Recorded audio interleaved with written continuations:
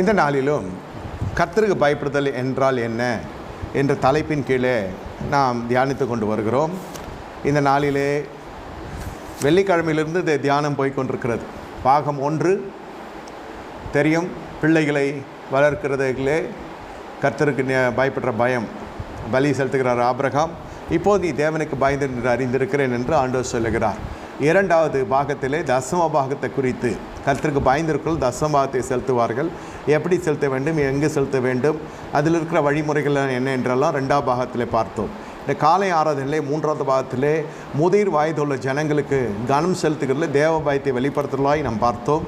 அதோடு கூட இல்லாமல் திக்கற்ற, அதாவது ஊனமுற்ற ஜனங்கள், மாற்றுத்திறனாளிகள், ஆவிக்குரிய மாற்றுத்திறனாளிகள், பூமிக்குரிய மாற்றுத்திறனாளிகள், இவர்களிடத்திலே நாம் என்ன செய்ய வேண்டும், என்ன செய்யக்கூடாது என்பதிலே தேவ பயம் வெளிப்படுகிறதை குறித்தும் பார்த்தோம். இப்பொழுது நியாயம் செய்ய வேண்டும்.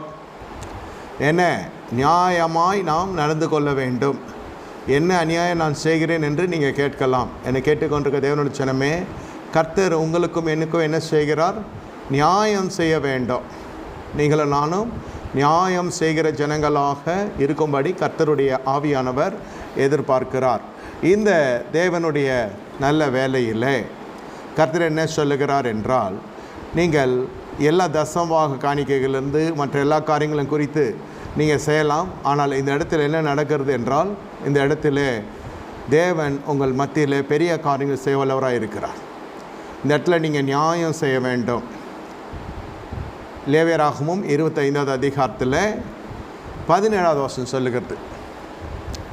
லேவியராகமம் 25:17, உங்களில் ஒருவனும் பிறனுக்கு அநியாயம் செய்யக்கூடாது, உன் தேவனுக்கு பயப்பட வேண்டும், நான் உங்கள் தேவனாகிய கர்த்தர். லேவியராகமம் 25:17 வாசிக்கிறோம். இன்னும் கேட்டுக்கொண்டிருக்க தேவனுடைய ஜனமே, இந்த இடத்துல பாருங்கள், தேவனுடைய உறுதியான அஸ்திபாரம் நிலைத்திருக்கிறது. கர்த்தர் தம்முடையவர்களை அறிவார் என்பதும், கிறிஸ்துவை நாமத்தை சொல்லுகிற எவனும் அநியாயத்தை விட்டு விலக கடவன் என்பதும் அதற்கு முத்திரையாக இருக்கிறது. 2 தீமோத்தேயு 2:19 எழுதப்பட்டிருக்கிறது. புதிய ஏற்பாட்டில் இருக்கிறது இது. ஏனென்றால் பழைய ஏற்பாடு என்றால் சில ஜனங்க என்ன சொல்லுறாங்க, ஐயா இது பழைய ஏற்பாட்டில் இருக்குது, இது பழைய ஏற்பாட்டில் இருக்கிறது, ஆசீர்வாதம் மட்டும் வேணும், 1000 மடங்கு ஆசீர்வாதம் பழைய ஏற்பாட்டில் இருக்கிறது, 1000 மடங்கு சுகம் நிவாரணம் இதெல்லாம் பழைய ஏற்பாட்டில் இருக்கிறது, அதெல்லாம் பெருசாக எடுத்துக்கொள்கிறது. ஆனால் சில கண்டித்துணத்துக்கிற வசனங்களை பார்த்ததும் என்ன நினைக்கிறாங்க, பழைய ஏற்பாடு என்ன, பழைய ஏற்பாட்டு எழுதான் புதிய ஏற்பாடு. இங்கே 2 தீமோத்தேயு 2:19 சொல்லப்பட்டிருக்கிறது, இதை அநியாயத்தை விட்டு விலக வேண்டும். அநியாயத்தை விட்டு விலக வேண்டும். என்னென்னலாம் நாம் நியாயம் செய்ய வேண்டும் என்று வேதம் சொல்லுகிறது என்பதை நாம் பார்க்க போகிறோம். மத்தேயு 22:17 வாசிக்கிறோம். மார்க் 12:14 லூக்கா 20:22 என்ன சொல்லப்படுகிறதுனா, ராயனுக்கு வரி கொடுக்கிறது நியாயமோ என்று சொல்லி பரிசேயர்கள் கேட்கிறாங்க. வரி செலுத்துகளாய் தேவ ஜனங்கள் இருக்க வேண்டும். ஐயா அவ்வளோ வருமானம் வரல, நீங்கள் வரி செலுத்த பழகி கொள்ளுங்க, நீங்கள் அப்படி செலுத்துங்க. தசமாக மட்டும் சொல்லுகிறது தேவன் அல்ல. தேவனுக்கு எதை செய்யணும், தேவனுக்கு செய்ய வேண்டும். ராஜாக்களுக்கு என்ன செய்ய வேண்டுமோ அதை நாம் செய்ய வேண்டும். இல்லாவிட்டால் நம்முடைய வாழ்க்கையில் தேசத்தின் சேமை வராது. தேசம் ஒன்றும் செய்யலையா, எல்லாம் திருடுறாங்க, எல்லாம் ஊழல் செய்கிறாங்க, எல்லாம் அதை செய்கிறாங்க, இது செய்கிறாங்க. ஆனால் தேவனுடைய ஜனங்க என்ன செய்கிறார்கள்? வரி கட்டுகிறது இல்லை. They are not loyal to the income tax. ஊழியக்காரர்கள் முதல் கொண்டு விசுவாசிகள் வர இந்த செய்தி போய் கொண்டிருக்குது ஊடகத்தில்.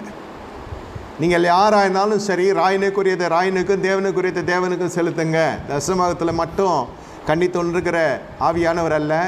தேசத்தின் நன்மை நீ பெற்றுக்கொள்வதற்கு முதலில் நிறுத்தப்பட வேண்டிய அநியாயம் என்னவென்றால், நீங்கள் வரி செலுத்துங்க. எவனுக்கு தீர்வு கட்ட வேண்டுமோ, எவனுக்கு எதை செலுத்த வேண்டுமோ அதை செலுத்தி தீர்க்க கடவன். நீங்கள் வரி கட்டுகிற பொழுது உங்களுக்கு தேசத்தின் சேமத்தை கர்த்தர் திறக்க வல்லவராக இருக்கிறார். என்ன அதுதான் அந்த இயேசு கிறிஸ்து வரி செலுத்துவாரா செலுத்த மாட்டாரா? ஆண்டவர் நமக்கு முன்னே போய் என்ன செய்திருக்கிறார்? வரி செலுத்தி காட்டியிருக்கிறார். ஆனால் வரி கட்டுவதற்கு அந்த நேரத்தில் பணம் இல்லை. என்னையா எல்லாம் பேசுகிறார், அற்புதம்லாம் செய்கிறார் போதகர், அவர் வரி கட்டுகிறாரா என்று பார்ப்பதற்காக அவன் ஆரம்பிக்கிறான். இப்படிப்பட்ட காலகட்டத்தில் வேதம் சொல்லுகிறத பாருங்கள், தேவன் உங்கள் மத்தியில் பெரிய காரியங்களை செய்ய வல்லவராக இருக்கிறார். என்ன பெரிய காரியங்களை செய்ய வல்லவராக இருக்கிறார்? உங்களுக்காக யாவையும் செய்து முடிக்கிற தேவன் நம்முடைய அநியாயங்களிலே முதல் அநியாயம் அல்லது அநியாயத்தை விட்டு விலக வேண்டும். வரி கட்டுகிறவர்களாய் நாம் காணப்பட வேண்டும். ஆண்டவருக்கு அந்த நேரத்தில் தட்டுப்பாடு இருக்கிறது. அப்பொழுது பேதுரு அழைத்து என்ன சொல்லுகிறார்? கடலுக்கு போய் நீ மீன் பிடி, ஒரு தூண்டில போட்டு மீனை பிடி, முதலில் அகப்படுகிற மீனில் வாயிலே ஒரு காசை காண்பாய், அது உனக்கு எனக்கு சேர்த்து வரியை கட்டு என்று சொல்லுகிறார். அதே போல் பேதுரு செய்து முடிக்கின்றார். அப்பொழுது மற்றவர்களுக்கு இடர்ல உண்டாகாது இருப்பதற்கு நாம் வரி செலுத்த வேண்டும். நீ வரி செலுத்தாவிட்டால் வட்டி கட்டுவார். அது அடுத்ததுக்கு நான் வர்றேன். இந்த சாபம், இது பொருளாதார ரீதியில் ஒரு சாபம், வட்டி கட்டுகிறதெல்லாம். இந்த பொருளாதாரத்திலே நமக்கு இந்த சேமம் வர வேண்டும் என்று சொன்னால், நாம் ஜீவிக்கிற இந்த பூமியில் எந்த தேசத்தில் இருந்தாலும் நீங்கள் வரி கட்டுவர்களாய் காணப்படுகிற பொழுது அந்த தேசத்திலே உனக்கு சேமத்தை கர்த்தர் கட்டளையிடுவார். ராஜாக்கள் கண்களை தயவை கர்த்தர் கட்டளையிடுவார். நீங்கள் ராஜாவுக்காக ஜெபிக்கும்படி அழைக்கப்பட்டிருக்கிறீர்கள், ஆனால் ராஜாவுக்கு செய்ய வேண்டிய எந்த தீர்வையும் செய்கிறது இல்லை. இது செய்கிறது நியாயம். அப்பொழுது ஆண்டவர் என்ன சொல்லுகிறார்? ராயினுக்குரியதை ராயினுக்கும் தேவனுக்குரியதை தேவனுக்கும் செலுத்துங்க. ஒரு நாணயத்தை எடுத்து பார்க்கிறார். ஒரு புறத்தில் ராயினுடைய சொரூபம் இருக்கிறது, இன்னொரு புறம் இல்லை. இது தேவனுக்குரியதை தேவனுக்கும் ராயினுக்குரியதை ராயினுக்கும் செலுத்துங்கள் என்று சொல்லி நியாயத்தை கர்த்தர் உறுதிப்படுத்துகிறார். ஆனால் பரிசேயர்கள், சதுசேயர்கள், நியாயசாஸ்திரிகள், வேதபாரர்கள், ஏரோதிரெல்லாம் கூட்டமாய் கூடி இயேசு கிறிஸ்துவை வெட்கத்துக்கு ஒப்புக்கொடும்படியாக இதை பேசினாங்க. ராயனுக்கு நியாயமா? வரி கட்டுவது நியாயமோ? இல்லை, கட்ட வேணாம், நம்ம எல்லாம் தேவனுடைய புத்திரர்கள், நம்ம பரலோகத்துக்கு போவோம் இப்படிலாம் சொல்லியிருந்தா அந்த நேரத்தில் இது அரசாங்கத்துக்கு விரோதமாக இந்த மனுஷன் பேசுகிறான் என்று அப்பொழுதே கைது செய்திருப்பாங்க. இது ஒரு புறம். ஆனால் நாம் என்ன எடுத்துக்கொள்ள வேண்டும்? நமக்கு ஆண்டவராகிய இயேசு கிறிஸ்து ஒரு மாதிரியாய் சாட்சியாக இருந்திருக்கிறார். வரி கட்டுகிறது தேவனுடைய பழக்கம், நாமும் அந்த பழக்கத்தில் காணப்பட வேண்டும். அவருடைய மாம்சத்தில் பூமியில் இருந்த பொழுது நமக்கு வளர்ந்து காட்டின அடிச்சோடுகளை பின்பற்றி வருகிற நாம் பொருளாதார விஷயத்தில் நமக்கு இருக்கிற பண நெருக்கடியில் சட்டத்திட்டத்தின்படி எப்படி நம்ம வரி கட்ட வேண்டும்? நீங்கள் கட்ட வேண்டும் என்று நினைத்து கொள்ளுங்க, கட்டுவோம் என்று தீர்மானித்து விடுங்க. உங்களுக்கு கர்த்தர் என்ன செய்வார்? அதற்கேற்ற நன்மையை கர்த்தர் தர வல்லவராக இருக்கிறார். அதற்கேற்ற வருமானத்தை கர்த்தர் தர வல்லவராக இருக்கிறார். அப்படி செய்யாது இருக்கிறது என்ன நடக்கும் என்று கேட்டால் அநியாயமாய் காணப்படுகிறது. சீக்கிரமாய் நிறைய குறிப்புகள் என்று பார்க்க வேண்டியதாக இருக்கிறது. அதனால் முதல் குறிப்பு, நீங்கள் குறிக்க வேண்டியவர்கள் குறிப்பு எடுக்கிறவர்கள் எடுத்துக்கொள்ளுங்க. அடுத்ததாக மத்தேயு 14:14, மார்க் 6:8 சொல்லுகிறது, நீ அவளை வைத்து கொள்வது நியாயமில்லை. யாரை வைத்து கொள்கிறாங்க? பிலிப்பு என்பவன் ஏரோதனுடைய மனைவி, அவனுடைய சகோதரனுடைய மனைவியை அவன் மரித்து போன பொழுது இவன் வைத்து கொள்ளுகிறான். என்னை கேட்டுக்கொண்டிருக்க தேவனுடைய ஜனமே, இந்த இடத்துல என்ன நடக்கிறது என்று கேட்டால், யோவான் சொல்லுகிறான், நீர் அவளை வைத்து கொண்டிருப்பது நியாயம் அல்ல. சகோதரன் மரித்து போய்விட்டான், அவளுக்கு ஒரு குழந்தை இருக்கிறது, பெண் பிள்ளை இருக்கிறது, வளர்ந்த பிள்ளை, அது நடனமாடுகிற அளவுக்கு ஒரு பிள்ளைன்னா பார்த்துக்கொள்ளுங்க. அது 10 வயசோ 12 வயசோ தெரியாது. ஆனால் ஒரு பெண் பிள்ளை இருக்கிறது. ரகசியமாக இடத்துல தொடர்பு இருக்கிறான். ஏரோதியால் இடத்துல இவன் தொடர்பாக இருக்கிறான். சகோதரனுடைய மனைவி தான். ஒரு தீர்க்க தரிசன அபிஷேகம் பண்ணப்பட்டவர்கள் இந்த வேசித்தனத்தை உற்சாகப்படுத்த மாட்டாங்க. நீர் அவளை வைத்து கொண்டிருப்பது நியாயமல்ல. இது ஒரு அநியாயம். இது உலக அறிந்த அநியாயம்தான்.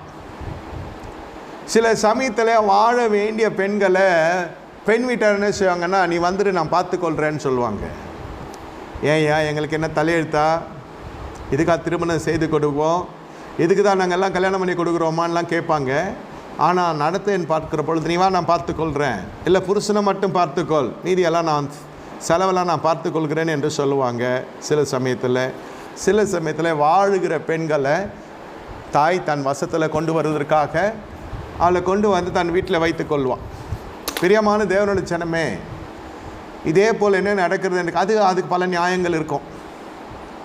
ஆதியாகம புஸ்தகம் 20வது அதிகாரம் 11வது வசனத்தில் என்ன சொல்லப்படுகிறது என்று கேட்டால், ஆபிரகாம் சொல்லுகிற அபிமெலேக்கை பார்த்து, இவ்விடத்தில் தேவ பயம் இல்லை என்று நான் அறிந்தேன், மேலே என்னையும் கொன்று போடுவார்கள் என்பதை நான் அறிந்தேன். என்ன, இவர் அபிமெலேக்கு என்றான் 85 வயது நிறைந்த ஒரு கிழவி சாரால். அப்போ 85 வயசு கிழவின் மீது இவனுக்கு ஆசை வந்து விடுகிறது. தோல், நிறம், உருவம் எல்லாம் பருவத்தை மறைத்து விடுகிறது. எது அம்மா எது பொண்ணுன்னு தெரியல. இப்போ எல்லோரும் தான் மேக்கப் போடுறாங்க, எல்லோரும் தான் ஸ்ட்ரைட்னிங் பண்ணுறாங்க, எல்லோரும் டை அடிக்கிறாங்க, முடியே இல்லைனாலும் விக்கு வச்சுக்கிறாங்க. இது உலகம் முழுவதும் நடக்கிற காரியம்தான். வினோதமாக இருக்கும். கொஞ்சம் உடல் பயிற்சியின் மூலமாக எடுத்துக்கொள்கிற உணவின் மூலமாக என்ன நடக்குதுன்னு கேட்டால் இது தாயா மகளெல்லாம் தெரியாது, அப்படி இருக்கும். இந்த அம்மா என்ன பண்ணுச்சுன்னு தெரில. 85 வயதில் இது முதிர் வயது கொண்ட ஒரு பெண்மணி. இந்த பெண்மணியின் மீது இந்த மனுஷனுக்கு ஆசை வந்து விடுகிறது. அந்த நேரம் பார்த்து ஆபிரகாம் என்ன சொல்லிவிடுறார், என் சகோதரி என்று சொல்லிவிடுகிறார். மனைவின்னு சொன்னால் அவரை கொன்று போட்டு விட்டு இந்த அம்மா தூக்கி கொண்டு போய்விடுவாங்க. இது ஏற்கனவே ஒரு பிரச்சனை. இந்த மாதிரி தான் பார்வோனுடைய எகிப்தில் நடந்தது. ஆனால் இப்போ என்ன நடக்கிறதுனால் அபிமெலேக்கிடத்தில் இதே காரியத்தை சொல்லுகிறார். அவன் கொண்டு போய் விடுகிறான். எப்பொழுது வேறொருவனுடைய மனைவி உன்னுடைய மாளிகையிலோ உன்னுடைய வீட்டிலோ உன் வட்டாரத்திலோ இருக்கிறாலோ மனதில் இருந்தாலே போதும் உனக்கு வாதம் வந்துடும். அது நியாயம் இல்லை. மன அளவில் இருந்தாலே இந்த புதிய ஏற்பாடு சத்தியம் என்ன, ஒரு ஸ்திரீயை இச்சையை பார்த்தாலே அவளோடு நீ விபச்சாரம் செய்து ஆயிற்று என்று வேதம் சொல்லுகிறது. மனதளவிலும் எவனுடைய மனைவி நீ நினைக்கக்கூடாது. உனக்கு மனைவி ஆக்கி கொள்ள, அவளோடு உறவு கொள்ள, அவளோடு தொடர்பில் இருக்க, அது அநியாயம். அதிலிருந்து விலக வேண்டும் சபை. இது தேவ பயமற்ற செய்கை. இதற்கு பல காரணங்கள் சொல்லலாம். புருஷன் சரியில்லை, இது அதுன்னு எதாக இருந்தாலும் உனக்கு தேவையில்லாத விஷயம் அது. சபை என்றால் இதெல்லாம் சொல்லி தருவாங்க. இதெல்லாம் கண்டித்துணர்த்துக்கிற இடம் தான் சபை. கண் சாடையாக இருக்கிறவர்கள் அது வேறு கல்லர் கூட்டமாக இருக்கும். அது வெள்ளை அடிக்கப்பட்ட கல்லரேஸ்வராக இருக்கும். அந்த இடத்துல தேவன் மகிமைப்பட மாட்டார். நல்லா புரிந்து கொள்ளுங்க. தேவ பயம் என்ன என்று அறிந்து கொள்ள வேண்டும். துணிகரமாக இந்த கடைசி நாட்களில் எவன் பஞ்சாதியை கொண்டு வந்து ஆலயத்துக்குள்ளே வந்து கணவன் மனையை போல் நிற்பாங்க. போதுங்களுக்கும் பாவம் தெரியாது. என்ன தெரியும், வெளியூருக்கு போயிட்டு வந்து ஆரம்பித்த யாருக்கு தெரியும்? இது யாருமா உண்மையாலுமே உன் கணவன் நானாக கேட்க முடியும்? இல்லை ஆதாரத்தை கேட்க முடியுமா? வந்து நிற்கிறாங்க, ஒரு ஆணும் பெண்ணுன்னு இருக்கிறாங்க, நெருங்கி பழகுறாங்க, நெருங்கி உட்காராங்க, ஒரே மாதிரி வருகிறாங்க, வண்டியில் போகிறாங்க. என்ன சொல்லுவாங்க? இது அண்ணன் தங்கச்சி நான் சொல்லுவாங்க. ஆபிரகாம் சொன்னது போல அண்ணன் தங்கச்சி இந்த வயசில் அவ்வளோ ஒத்துமையாக இருக்கிறாங்களா? கணவன் மனைவி தான் நினைப்பாங்க. நீ யாருடைய மனைவியோடு குலத்தை சுற்றி கொண்டு வருகிறாய், ஊரை சுற்றி கொண்டு வருகிறாய், நீ தேய பயமற்று நடந்து கொண்டு இருக்கிறாய். இந்த அபிமெலேக்குடைய வீட்டில் கர்த்தர் வாதி அனுப்பி என்ன செய்கிறார்? எல்லாருடைய கர்ப்பத்தை அடைத்து போடுகிறார். உங்கள் வேசித்தனத்தினால உங்கள் பிள்ளைகளுடைய கர்ப்பங்கள் கட்டப்பட்டுரும். வாலிபர்களை போல வயோதிக ஜனங்கள் நீங்கள் நடை போடுவீர்கள் என்று சொன்னால் அடுத்த வம்சத்திற்கு அடுத்த சந்ததியின் வம்சமே இல்லாமல் கர்த்தர் பண்ணிவிடுவார். அவன் பண்ணுறான், இவன் பண்ணுறான், இவன் பண்ணுறான், அவன் பண்ணுறான், அதெல்லாம் வேணாம். நாம் பண்ணக்கூடாது. இது அநியாயத்தை விட்டு விலகு கர்த்தர் சொல்லுகிறார். தேவ பயமில்லாத காரியத்தில் வேத வசனத்தோடு சொல்லுகிறேன். இதெல்லாம் தேவ பயமற்ற காரியம். அதே போல் வாழ்கிற பெண்களை இந்த தாய்மார்கள் போய் கீழே ஏதாவது கழிச்சு கிழிச்சி குடியே கெடுக்கிற பேச்செல்லாம் பேசி, கையில் பென்ஷன் இருக்குது, சொந்த வீடு இருக்குது, வாடகை இல்லை, வாடகை வருது, நல்ல உடல் பலன் ஆரோக்கியம்லாம் இருக்குது, எந்த நோயும் இல்லை நொடியும் இல்லைன்னா வேதத்தை வாசிங்க, துதிங்க, ஜெபிங்க, கர்த்தரை நோக்கி பார்த்து நன்றி சொல்லுங்கள். முடியாவிட்டால் வேறு ஏதாவது பண்ணுங்க. போய் பெண் வீட்டில் போய் உட்கார்ந்து குடியை கெடுத்து அந்த பெண்ணை கொண்டு வந்து தான் வீட்டில் வைத்து கொண்டு இருக்கிற குடுத்தனம் பண்ணி கொண்டிருக்க தன்னுடைய மகனுக்கு ஒரு இடரல் கல்லாக ஒரு முள்ளாக இருக்காதீங்க. அதை அங்கே வாழ சொன்னால் இங்கே வந்து அதிகாரம் பண்ணி கொண்டு இருக்கும். தாய் தகப்பன் உயிரோடு இருக்கிற வரைக்கும் இதில் ஒரு வல்லமை காணப்படும், வீரியம் காணப்படும். அவர்களெல்லாம் கடந்து போன உடனே இது மறுபடியும் எங்கே போகணும்னு நினைக்கிறீங்களா, அதுக்குள்ளே அவனுக்கு வேறு ஒன்று ஃபார்ம் ஆகிடும். இப்படி தான் குடும்பங்கள்லாம் சிதைக்கப்படுகிறது, பறிக்கப்படுகிறது, சீர்குலைக்கப்படுகிறது. இதெல்லாம் செய்துவிட்டு சபையில் வந்து திரும்ப எடுக்கும். ஒரு முழ நீட்டுக்கு ஜப குறிப்பு எழுதி வந்து மாட்டி தொங்க விட்டுருவாங்க. மருமகனை பற்றி நிறைய குறைகள்லாம் சொல்லி. எப்பொழுதே தெரிந்து கொள்ளுங்கள், பிறருடைய நீ அநீதியை குறித்து நீ பேசுகிற பொழுதே உன்னுடைய சுயநீதி விளங்குகிறது என்று அறிந்துக்கொள். கணவன் மணினா அப்படி தான் இருக்கும். நீங்கள் கண்டு கொள்ளாமலே இருந்தால் சில விஷயம்லாம் சரியாயிடும். நீங்கள் அதில் மூக்க நுழைப்பீர்கள் என்றால் அது வீரியம் கெடுத்து பெரிய விஸ்வரூபம் எடுத்தோ அது அவ்வளோதான் அதோடும். அந்த குடும்பம் மறுபடியும் எவன் ஜெபித்தாலும் சேராது, பூகம்பம் வெடிக்கும். இதெல்லாம் குடும்பத்துக்குள்ளே விலைக்கு வாழ வேண்டிய அநியாயங்க. எந்த வீட்டில் தகராறு இல்லை, எந்த கணவன் மணிக்குள்ளே சர்ச்சை இல்லை. எல்லாத்துக்கும் பஞ்சாயத்து பண்ண கூப்பிட்டாங்களா, ஃபோனை போட்டு அப்படியே லைவ் டெலிகாஸ்ட்டு தான். வீடியோ காலில் போய் பேசுகிறது, ஆடியோ காலில் போய் பேசுகிறது, வாட்ஸ்அப் மெசேஜ் கொடுக்கறது, என்ன குழம்பு வச்ச, என்ன ரசம் வச்ச, என்ன தூங்கினேன், எப்பவும் புருஷன் வந்தான் போனான், இது பேசாமல் அங்கேயே போயிடலாம், அங்கே போனால் அதை அடிச்சு துரத்துவாங்கன்ட்டு இந்த ஃபோனில் போட்டு வாட்டி வதச்சி அந்த பெண்ணும் எல்லாத்தையும் சொல்லி தாயாச்சேன்னு. புருஷன் வண்டி அப்படி போனோடனே உடனே ஃபோன் ஆரம்பிச்சிடும். ஃபோன் என்கேஜாகவே இருக்கும். யார்கிட்ட பேசுகிறேன்? அம்மாகிட்ட தானே பேசுகிறேன், வேறு யார்கிட்டையும் பேசுகிறேன், ஆறுதலுக்காக பேசுனேன். அது கடைசியில் ஆறாத காயத்தை உண்டாக்கிடுது ஆறுதல் தருகிற தாய். துராலோசனை கடைசி நாட்டில் நடந்து கொண்டிருக்கிறது. கையில் சம்பாத்தியம் இருக்குது, அந்த மாதிரிட்டே சம்பாத்தியம் இருக்குது. மகள்கிட்டையும் தாய்கிட்டையும் சம்பாத்தியம் மிதமிஞ்சி இருக்கிறது, தேவைக்கு மிஞ்சி இருக்கிறது. படிப்பு, செழிப்பு, வளர்ச்சி, புகழ்ச்சி, எல்லாம் சந்தோஷம், கர்த்தருக்கு மகிமை. ஆனால் துஷ்பிரயோகம் பண்ணாத ஆசீர்வாதத்தை நீ யாருக்கும் கொடுன்னு சொல்ல, ஆலயத்துக்கு கொடுன்னு சொல்ல, அனாதைகளுக்கு கொடுன்னு சொல்ல, எதுவுமே கொடுக்காத, வாழ்க்கையை கெடுத்துக்கொள்ளாத. கர்த்தர்கோடு நீ இணைக்கப்பட்டிருக்கிறாய். என்ன வேதம்னு சொல்லுகிறது? மத்தேயு 19:17 மார்க்கு 10:2 என்ன சொல்லுகிறது? புருஷன் தன் மனைவியை தள்ளிவிடுவது நியாயமா என்று மறுபடியும் கேட்கிறாங்க. தள்ளிவிடுதலை நான் வெறுக்கிறேன் என்று வேதம் சொல்லுகிறது. உங்கள் இருதயத்தின் கழிதத்தினாலே மோசே அப்படி சொன்னார், தள்ளுதல் சீட்டை கொடுத்து தள்ளிவிடலாம். அந்த காலத்து பிரமாணம். இந்த பிரமாணத்தெல்லாம் உடைக்க தான் ஆண்டவராக இயேசு கிறிஸ்து வந்தார். ஒரு மனுஷன் எத்தனை மணி வேணால் வைத்து கொள்ளலாம், ஆனால் தள்ளுதல் சீட்டை கொடுத்து பிரமாணத்தின்படி தள்ளிவிடத்துக்கு அவனுக்கு அந்த அதிகாரம் இருக்குது என்றது பழைய ஏற்பாட்டு பிரமாணம். பழைய ஏற்பாடு பிரமாணத்தில் விருத்த சேதனம் நிர்பந்திக்கப்படுகிறது. இப்போ விருத்த சேதனம்லாம் இருதயத்தில் தான் ஏற்படுத்தப்பட வேண்டும். மனசாட்சி காலம் இது, கிருபையின் காலம். பாருங்கள், இதெல்லாம் அநியாயம்.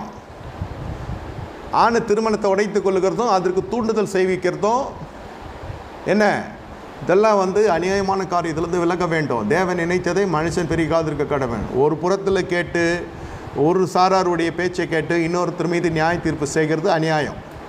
2 பேரையும் கூப்பிட்டு கேளுங்க. 2 பேர் இடத்துல 2 குறைகள் இருக்கும், 2 பேர் இடத்துல சில நிறைவுகள் இருக்கும். நிறைவுகளை பார்த்து வாழ்ந்து கொண்டு கடந்து செல்லும்படியாக அறிவுரை சொல்லுங்கள். முடிந்தால் சொல்லுங்கள், இல்லாவிட்டால் விட்டுருங்க. யார் பற்றி தான் நின்று ஆமாம் அதெல்லாம் தவறு தான், அதே எப்படி அந்த மனுஷன் அவனை இதை செய்யலாம் அதை செய்யலாம், அவன் கடைசியில் ஒன்றும் செய்ய மாட்டான். விவாகரத்து நோட்டீஸ் அனுப்பிச்சிடுவான். வழக்கறிஞர் விடுப்பு வந்துடும் வீட்டுக்கு. அது அப்புறம் உயர் நீதிமன்றமும் குடும்ப நீதிமன்றத்துக்கு போச்சுன்னா அவ்வளோதான். அது தேவையா? அதெல்லாம் பேசி தீர்த்து கொள்ள வேண்டிய காரியம். 3வது மனுஷர்களை உள்ளே விட்டதுனால இதெல்லாம் நாளாக போனதெல்லாம் இருக்குது. ஆரம்பத்தில் தெரியாது. பெண்களுக்கு நல்ல பலன் இருக்கும், பெற்றோருடைய பலனும் இருக்கும், பணமும் இருக்கும். நாளடைவில் பலவீனம் உள்ளே வருகிற பொழுது, இதுக்கு முதுமை அடைந்து நித்திரை செய்கிற பொழுது, கத்தருக்குள்ளே நித்திரை செய்கிற பொழுது தனித்து காணப்படுவான். அதுக்குள்ளே அவன் கல்யாணம் ஆகி 1-2 குட்டி போட்டுருவான் புருஷன். இந்த வீரியம், இந்த வைராக்கியம் இதெல்லாம் செய்து விட்டு அந்த திருவிருந்து வேறு எடுக்கிறாங்க. இந்த திருவிருந்தே உங்களை நியாயம் தீர்த்துறோம். ஆமாம், நியாயம் இல்லையே அது. பணத்துக்கு பார்த்து சில சமயத்தில் போதகர்கள் கூட உங்கள் பட்சத்தில் இருக்கலாம், தசமாத்தை தக்க வைக்க. ஆனால் கர்த்தர் அதெல்லாம் செய்ய மாட்டார். வானத்தையும் பூமியும் படைத்த கர்த்தருக்கு உங்கள் பணத்தை பார்த்து உங்கள் காணிக்கை பார்த்து தான் அவர் இறங்குறாரா? உங்களிடத்தில் நீதியை கர்த்தர் எதிர்பார்க்கிறார், நியாயத்தை கர்த்தர் எதிர்பார்க்கிறார். எதனா கண்ணை கசக்க தான் செய்யும் பசங்க, பொம்பளை பசங்க. இந்த மனுஷனோட வாழ மாட்டேன்னு முதல் வாயில் வரதே டேவஸ் தான், தம்பதிகளுக்குள் வருகிற சண்டையில். அதுக்குன்னு இதான் சாக்குன்னு நீங்கள் தக்க வச்சுக்குவீங்களா? சில பேர் ஏர்ன் பண்ணுற பொண்ணுங்கன்னாக்கா தக்க வச்சுக்குவான், இதான் சாக்குன்னு. அவ்வளோதான். மற்ற ஃபுல் குடும்பமும் அந்த பெண்ணுடைய சம்பாத்தியத்தில் ஓடும். நீ போனால் போயிடு, திரும்பி வராத. நீங்கள் நாங்கள் செத்துட்டோன்னு வச்சுக்கோ, அடுத்த பிரச்சனைக்கு வராதன்னு. அது என்ன நினைக்கும்? தாய் தகப்பனை நம்பி தஞ்சம் புகுந்து அதோட வாழ வெட்டியானதெல்லாம் உண்டு. திரும்பி எல்லாம் போக முடியாது ஐயா. அவன் சேர்த்துக்க மாட்டான். இங்கே அதுக்குள்ளே அது பல கமிட்மெண்ட்டுக்குள்ளே போய்டும். அது இந்த லோனு அந்த லோனு வாங்க வச்சு இவன் குடும்பத்தை கரை சேர்த்துக்குவான். கல்யாணம் ஆகிறதுக்கு முன்னே அப்படியே இருந்துச்சு. ஜெபம் பண்ணுங்க ஐயா, எனக்கு நல்ல மாப்பிள்ளை கிடைக்கணும். நான் திருமணம் ஆகிறதுக்கு எவ்வளோ ஜெபம், எவ்வளோ உபவாசம், எத்தனை ஊழியர்களை சந்தித்தது, எவ்வளோ ஜெப கூட்டம். அது தேவைன்னா ஒரு மாதிரி ஒரு ஸ்ப்ரிங்கில் வருவாங்க நம்ம ஆட்கள், தெரியும் உங்களுக்கு. இது ரப்பர் பந்து மாதிரி ஆகிடுது, செவத்தில் அடிச்சா திரும்பி வர மாதிரி. போன ஸ்பீடில் ரிட்டர்ன் வருது. அத்தனை பிரியாணிக்கு போட்ட காசு கூட இன்னும் அந்த என்ன சொல்கிறது, திருமணம் எத்தனை லட்சம் ஆச்சு, செலவுகள். சரி, எல்லாமே தடாகமாகவே இருக்கட்டும் உங்கள் வீட்டில், அதுக்கு வாழ்க்கை வருஷம் சொன்னாங்களா? இது எல்லாம் படியாத ஜனங்க செய்கிறது இல்லை. வருத்தத்துக்குரிய ஒரு சோகமான செய்தி என்னவென்றால், இதெல்லாம் மெத்த படித்த மேதாவிகள் தான் செய்கிறது இந்த காரியங்கள். இதுக்கு பேருக்கு பின்னாடி ஒரு பட்டம் இருக்காது, ஒரு தொழில்நுட்ப படிப்பு இருக்காது. பல பிஇ எம்பிஏ பத்தாவதுக்கு அதுவே லாயருக்கு படிச்சிருக்கும். எல்லாம் தெரியும் இல்லையா? எல்லாம் தெரியுமா பள்ளி விழுமா கழிநீர் பாலில் துள்ளின்ற மாதிரி ஆகிடும். இதெல்லாம் அநியாயம், புரிந்து கொள்ளுங்க. எபேசியர் 6:1 சொல்லுகிறது, பிள்ளைகளே உங்கள் பெற்றோருக்கு கர்த்தருக்குள்ளே கீழ்ப்படிகள், இது நியாயம். கர்த்தருக்குள்ளே தான் கீழ்ப்படியணும். அம்மா சொன்னா ஆட்டுக்குட்டி சொன்னான்னு சொல்லிட்டு விட்டு வானா வரக்கூடாது. கர்த்தருக்குள்ளே கீழ்ப்படிங்க, கனம் பண்ணுங்க, நல்லது இல்லைன்னு சொல்லலை. ஆனால் அதே சமயத்தில் எந்த திருமணம் ஆன உடனே சொல்கிறேன், பெற்றோராக இருக்கட்டும், யாராக இருக்கட்டும். எபேசியர் 5:20 சொல்லுகிறது, தாயின் தகப்பனையும் விட்டு மணியோடு இசைந்து இருப்பான். அந்த மனுஷன் இசைந்து இருக்க மாட்டான். ஐயா வசனம் சொல்லு, நீ போய் உங்கள் ஆத்தா வீட்டில் இருந்தீங்கன்னா அவன் எப்படியாவது இசைந்து இருப்பான் அவங்ககிட்ட. கணவன் தான் விட்டுட்டு வரணுமா? சங்கீத புஸ்தகம் 45:10 சொல்லுகிறது, குமார்த்தியே கேள், உன் தாயின் தகப்பன் வீட்டை மற, அப்பொழுது உன் ராஜ்யம் உன் அழகில் பிரியப்படுவார். இல்லைன்னா வேற ஒருத்தி மேலே பிரியப்பட்டு போகிறான். இதில் என்ன இருக்குது? நீ வசனத்துக்கு விரோதமாக போகிறப்போ அவனுக்கு வசனத்துக்கு விரோதமான வழிகள், வாய்ப்புகள் அவன் உருவாக்கி கொண்டு போயிடுவான். இருபுறம் கருக்குள்ள பட்டயம், எது அதிகமாய் போதிக்கப்படுகிறதோ அதே படுத்திக் கொள்ளாதீங்க, அந்த பக்கம் போய் பாருங்கள். கணவனுக்கு ஒரு நியாயம், மனைவிக்கு ஒரு நியாயம் அல்ல, 2 பேருக்கு சேர்ந்து சொல்லப்படுகிற பிரித்தெடுக்கப்பட்ட வாழ்க்கை குடும்பத்தில் தான் ஆரம்பிக்க வேண்டும். சபைக்கு வருகிறதால் மட்டுமல்ல, குடும்பத்தில் நீங்கள் பிரித்தெடுக்கப்பட்ட வாழ்க்கை வாழ வேண்டும். ஏதாவது ஒரு சாரார் பக்கத்தில் சாய்ந்தால் கூட அது பெரிய பிரச்சனை ஆகிடும். குடும்ப தராசு ஒரு பக்கம் இறங்கிடும். மனைவி தாய் வீட்டை விட்டு வருகிற அனுபவமாக இருக்கணும். புருஷன் தகப்பனை விட்டு வில்லாகாது இருக்கிற அனுபவமாக இருக்கணும். இதுதான் வேதம் அன்றிலிருந்து என்பதை சொல்லி கொண்டிருக்கிறது. தன் இஷ்டப்படி விடப்படுகிற பிள்ளை தாய்க்கு தகப்பனுக்கு லட்சியம் உண்டு பண்ணுவான். இதெல்லாம் கர்த்தருக்கு பயந்து நடக்கிற ஜனங்கள் செய்கிற காரியங்க. விசுவாசிகள் வாழ்க்கையில் விளக்கப்பட வேண்டிய நியாயங்க. நீங்கள் எந்த சபையில் போகிறாலும், இதை ஊடகத்தில் கேட்டுக்கொண்டிருந்தாலும் சரி, இப்படி ஏதாவது ரிட்டர்ன் வந்திருந்தாக்கா முதல்ல பொண்ணை பேக் பண்ணி அனுப்புகிற வழியை பாருங்கள். லாயரை பார்க்காதீங்க, நோட்டீஸ் விட்றேன், அது விட்றேன், இது விட்றேன்னு. நீ கேப் விட்டதுனால தான் வேற ஒரு பேய் வந்து உட்காந்துருக்கு. நீ கலந்து போனீன்னா அந்த பேயை துரத்தலாம். அதான் வேதம் சொல்லுது, பிசாசுக்கு எதிர்த்து அப்பொழுது ஓடி போவான். நீங்கள் இடம் கொடுப்பீர்கள் என்றால் பிசாசு இறங்கிடுவான். தேவன் இணைத்ததை மனுஷன் பிரிக்காது கடவன். தேவ சமூகத்தில் இணைக்கப்பட்ட தம்பதிகள் மறுபடியும் இயேசு நாமத்தில் போய் உங்கள் வாழ்க்கை மலருவதாக. அல்லேலூயா. அடுத்ததாக நீங்கள் பார்க்கிற பொழுது லேவியராகம புஸ்தகம் என்ன? லேவியராகம புஸ்தகம் 25வது அதிகாரம் 36வது வசனம். நீ அவன் கையில் வட்டியாவது பொலிசையாவது வாங்காமல் உன் தேவனுக்கு பயந்து உன் சகோதரனோடு கூட பிழைக்கும்படி செய்வாயாக. எசேக்கியேல் ஏன் என்று சொல்லுகிறேன்னா, அடுத்தது வட்டி தொழில். தேவன் சபையை ஆசீர்வதிக்கிறார். உங்கள் கையின் பிரயாசம் ஆசீர்வதிக்கப்படுகிறது. காலையில் பார்த்த தசமாத்துக்குரிய நன்மைகள் எல்லாமே நம்ம பார்த்தோம். இப்போ என்ன நடக்குதுன்னு கேட்டால், கருத்தில் பணம் வருகிறது, தேவைகளுக்கு போக மீதி பணம் வருகிறது. இப்போ திடீர்னு பிஸ்னஸ் மைண்ட்லாம் ஒர்க் ஆகும் விசுவாசிக்கு. என்னென்னா, சும்மா தானே இருக்குது பணம், அது பேங்க்கில் இருந்தாக்கா அது கொஞ்சம் வட்டி வருகிறது, இதை எடுத்து நம்ம என்ன செய்யலாம். ஏன்னா நம்ம கஷ்டத்தில் இருக்கிற பொழுது நம்ம வட்டி கொடுத்து பழக்கம் இருக்குது. வட்டி எப்படி வாங்கணுன்றது வரைக்கும் தெரியும் நமக்கு. ஆனால் எப்படி வட்டிக்காரங்கிட்ட பேசணுன்னு நமக்கு தெரியும். அதனால் இது ஒரு முறை இவன் வியாதியஸ்தனாக இருந்தப்போ என்னென்னலாம் மருந்து டாக்டர் கொடுக்குறாரோ அதெல்லாம் பார்த்துட்டு இவனே வைத்தியன் ஆகிடுவான். சில பேர் அப்படிலாம் இருக்கான். அது தெரியாது, எத்தனையோ பேர் அப்படி செத்துருக்கான். அதுதான் சொல்ல வரேன். இவன் நோயாளியாக இருக்கிறப்போ எடுக்கிற மருந்தெல்லாம் வச்சுக்கிட்டு இவன் டாக்டர் மாதிரி எல்லாருக்கும் பேசுகிறவங்களாம் இருக்கிறான். அந்த மாதிரி இவன் வட்டிக்கு வாங்கி பழகின என்ன செய்கிறான், அந்த வட்டி என்ற கட்டிலிருந்து கர்த்தர் உடைக்கிறார், அவனை வெளியே கொண்டு வருகிறார், அவனை ஆசீர்வதிக்கிறார், அவன் கடன் பிரச்சனை தீர்க்கிறார். இப்போ இவன் கடன் கொடுக்குறவன் மாறுகிறான். ஆனால் கடன் கொடுக்குறவன் எப்படி கொடுக்க வேண்டும் என்றால், வட்டி வாங்காமல் கொடு, வட்டி வாங்காமல் கொடு. சகோதரத்தில் நீ வட்டிக்கு பணம் கொடுக்காயாக, வாங்காயாக. யாத்திராம புஸ்தகம் 22:25, தேவராம 25:36, உபாகம் 23:19 இதெல்லாம் என்ன சொல்லுகிறதுனாக்கா, நீங்கள் பணத்தை கொடுக்கலாம், ஆனால் வட்டிக்கு வாங்காதீங்க. இவன் என்ன செய்கிறான், இவன் கொடுக்கல் வாங்கல நல்ல தெரியணுன்னா மாறிடுறான். அவன் எப்படி கேட்டால் ஃபோன் எடுக்கிறது, எப்படி கேட்டால் ஃபோன் எடுக்காமல் இருக்கிறது, எப்படி கேட்டால் வாய்ஸ் மெயில் கொடுக்கறது, அந்த வட்டியில் அவன் இப்படி போய் அப்படி வர்றது, தோத்தரன் இதெல்லாம் படலமும் இவனுக்கு தெரியும். அதனால் இவன் என்ன சொல்கிறான், நல்ல எக்ஸ்பீரியன்ஸ் இருக்குது, வட்டிக்கு வாங்கியே நல்ல பழக்கம். எத்தனை பேர் என்னால் பிரச்சனையாக இருக்கான், அதனால் நான் வட்டி கொடுத்தேன்னா ஈஸியாக வாங்கிடுவேன், எனக்கு தெரியும் எப்படி கொடுத்து எப்படி வாங்கணும் எனக்கு தெரியும். அதனால வட்டி கூட ஆரம்பிச்சிடும் நம்மால். பிரியமான தேவனோட ஜனமே, தேவனுக்கு பயந்து வாடுகிற ஜனங்க, விசுவாசிகள், வட்டி கொடுப்பீர்கள் என்றால் நீங்கள் விருத்தியை காண மாட்டீங்க. வட்டி கொட்டு இதுவரை அழிந்த குடும்பங்கள் நான் பார்த்துருக்கிறேன், விசுவாச மார்க்கத்தை சேர்ந்தவர்கள். அதோடு கூட மட்டுமல்லாமல் சபைக்குள்ளே வருகிற பொழுது இந்த கொடுக்கல் வாங்கலாம் வச்சுக்கூடாது, கண்டனத்துக்குரிய காரியம். விசுவாசி என்ன செய்வான், நேராக வட்டி கொடுக்க மாட்டான். இங்கே தேவனை ஆராதிக்க வருகிற இடத்துல இங்கே நடக்காது எனக்கு தெரியும். ஊடகத்தின் வழியே போகிறதுனால சத்தியத்துக்காக இதெல்லாம் சொல்ல வேண்டிய கடமைப்பட்டிருக்கிறேன். பிதாவினுடைய வீட்டை வியாபார சந்தையாக்காதீங்க, வியாபார வீடாக்காதிருங்க. இங்கே buying selling, 2 wheeler 4 wheeler, buying selling, rental, movable property, immovable property, வீடு வாங்க விற்க, 4 சக்கர வாகனம், 2 சக்கர வாகனம், வெளிநாட்டில் வேலையை வாங்கி தரேன்றது, பாஸ்போர்ட் நான் பண்ணி தரேன்றது, டிக்கெட் போடுறது, டிக்கெட் வாங்கிறது, டிக்கெட் விற்கிறது, ஏர் டிக்கெட் சொல்கிறேன். அப்புறம் வீடு பிடிச்சி கொடுக்கறது, இந்த புரோக்கர் வேலை பார்க்குறது, இதெல்லாம் வந்து தேவாலயத்தில் இருக்கக்கூடாது. அதில் மெயினாக வந்து இதெல்லாம் கூட இருந்தால் கூட இந்த தொடர்பை பயன்படுத்தி கொண்டு என்ன செய்வாங்க, வெளில போயிட்டு ஒரு டீ கடையிலையோ ஒரு ரெஸ்டாரண்ட்லேயோ உட்காந்து பேசி பணம் யார்கிட்ட அதை வாங்கி கொடுங்கன்னுவான். ஒருத்தன் நான் கஷ்டப்படுறேன், ஃபீஸ் கட்டணும், ஏதோ தேவை, குடும்ப தேவை சொல்லுவான். இவன்கிட்ட பணம் இருந்தாலும் என்ன செய்வான், இன்னொருத்தன் ஒருத்தர்கிட்ட கேட்டுறேன், நான் கேட்டிருக்கேன் அப்படின்னு சொல்லி நேராக வட்டி கூடாமல் இல்லை 2 வட்டிக்கு வாங்கி 5 வட்டி கொடுறதும் இருக்குது. They want to see some profit. இது மாதிரி ஆரம்பிச்சிடும். வட்டி கொடுக்குற வரைக்கும் இது வெளியில் வராது.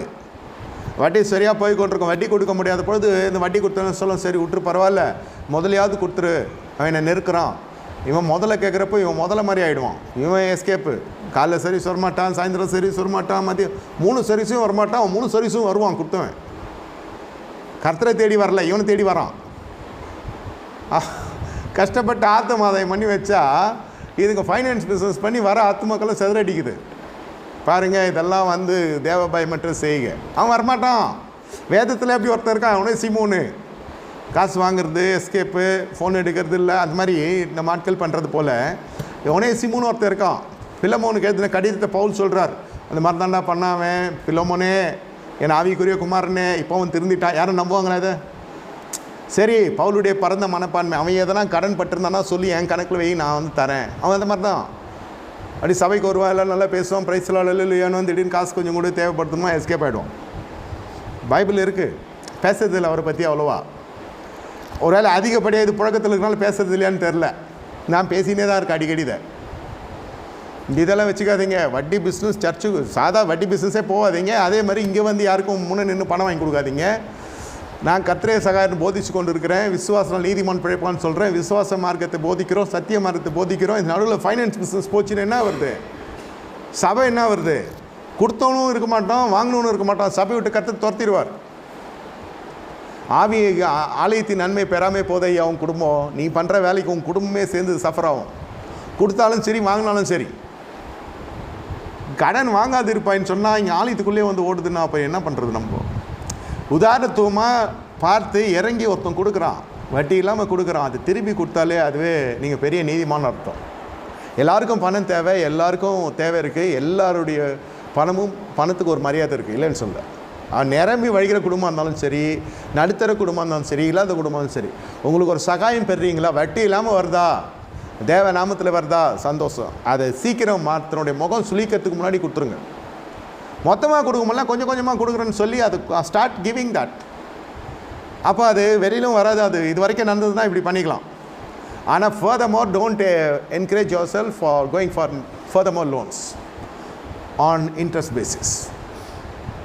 வேணாம், பிரச்சனை ஆகிடும். சபைக்குள்ளே இது பெரிய தீட்டாவே காணப்படும். இதெல்லாம் வச்சுட்டு நீங்கள் பொய்யராக மாறிடுவீங்க. திடீர்னு ஏதோ ஒன்று மனசில் வச்சுட்டு வாங்குவீங்க. உங்களால் ஒரு மனசு அப்படி தான் ஓட்டின்னு ஓவர் டைம் செய்யும் கிடைக்கும்னு நினச்சி வாங்கியாச்சு. அப்புறம் ஓவர் டைம் நிறுத்திட்டான். நம்ம ஆள் ஆடி போயாச்சு. வெளில கொண்டு வரத்துக்குள்ளே போதுமான ஆயிடுச்சு. நீதிமான், தேவனுக்கு பயந்தவன், சன்மார்க்கன், உத்தமன், இத்தனைக்கும் நற்சாட்சி பெற்றவன் போய் திருட்டு தெரியாதனமாக போய் மாட்டிக்கினாக்கா நம்ம திருட்டுப்பட்ட வந்துடும் நம்ம மேலே. பொய்யன்னா கருதப்படும் சமுதாயம். Please don't venture into these type of wrongdoings. It is against of God's principle on finance. அவன் ரெக்கமெண்ட் பண்ணுறான், இவன் ரெக்கமெண்ட் பண்ணுறான். எந்த நோ ரெக்கமெண்டேஷன், நோ ஏஜென்ட்ஸ், எல்லாம் ஒரு ஆதாயத்தோடு தான் செய்வான்ட்டு அப்புறம் அதே வாய் சொல்லும். எனக்கு தெரியும் பிரதர், அது அவர் காசு தான், அவர் காசு இல்லாமல் இல்லை, அது அவர் காசு தான் எனக்கு தெரியும். இந்த சொற்றொடரெல்லாம் வரும். அப்புறம் வாங்கி கொடுத்தவன் உண்மையிலே யார்கிட்ட வாங்கி கொடுத்தானா இவன் என்ன பண்ணுறான், என்னால் வட்டியெல்லாம் கொடுத்து முடிச்சாச்சு, என்னால் முதல்லாம் கொடுக்க முடியாது. நீ எங்கே போறியோ போ, யார்கிட்ட சொல்கிறியோ சொல்லி, எங்கே கம்ப்ளைண்ட் பண்ணுறியோ பண்ணு, துணிகரமாக நெஞ்சை நிமித்தினானா அவ்வளோதான், வாங்கினோம் ஹார்ட் அட்டாக் வந்துடும். இதெல்லாம் தேவாலயத்தில் வந்து நடக்கும். பிரியமே ரூபவதியே, நாளைக்கு பெரிய பிரச்சனை மாட்டிக்காதீங்க. யாருக்கும் முன்னே நின்று வாங்கி கொடுத்துட்டு இந்த செக்கு கொடுக்குறது, புக்கு கொடுக்குறது, என் அண்ணன், என் தம்பி, என் தங்கச்சின்ட்டு ஒன்றும் இருக்காது. ரேஷன் கார்டிலலாம் இருக்காது. பேர் not biological brother and sister in Christ. 2 ரூபா அடி வாங்குது, இவன் கரெக்டாக 5 ரூபா கொடுப்பான் நம்மளுன்னு சொல்லி கொடுத்து 3 ரூபா 2 மாதம் கொடுப்பான். மேலே 3000 ரூபா வரும் உங்களுக்கு 1 லட்ச ரூபாய்க்கு. அது ஒரு குதூகலமாக இருக்கும், சைட் பிஸ்னஸ்மாக இருக்கும். இதில் நான் ஊழியத்தை தாங்கன்னு சொன்னீங்களாக்கா உங்களுக்கு ஐயோ இந்த காசில். இதெல்லாம் நாயின் காணிக்க, இதெல்லாம் கர்த்தருக்குள்ளே கொண்டு வராதிங்க இந்த வண்டி காசெல்லாம். கட்சியில் அவன் மோசம் ஆட்டையை போட்டானா அவ்வளோதான். தீர்க்கதரிசனுடைய குமாரன் இல்லை வாங்கி அடிமையாக்கி கொள்ள கடைக்காரன் வந்து வீட்டு வாசலில் நிற்கிறான். தீர்க்கதரிசி செத்து போயிட்டான் எலிசாவின் காலத்தில்.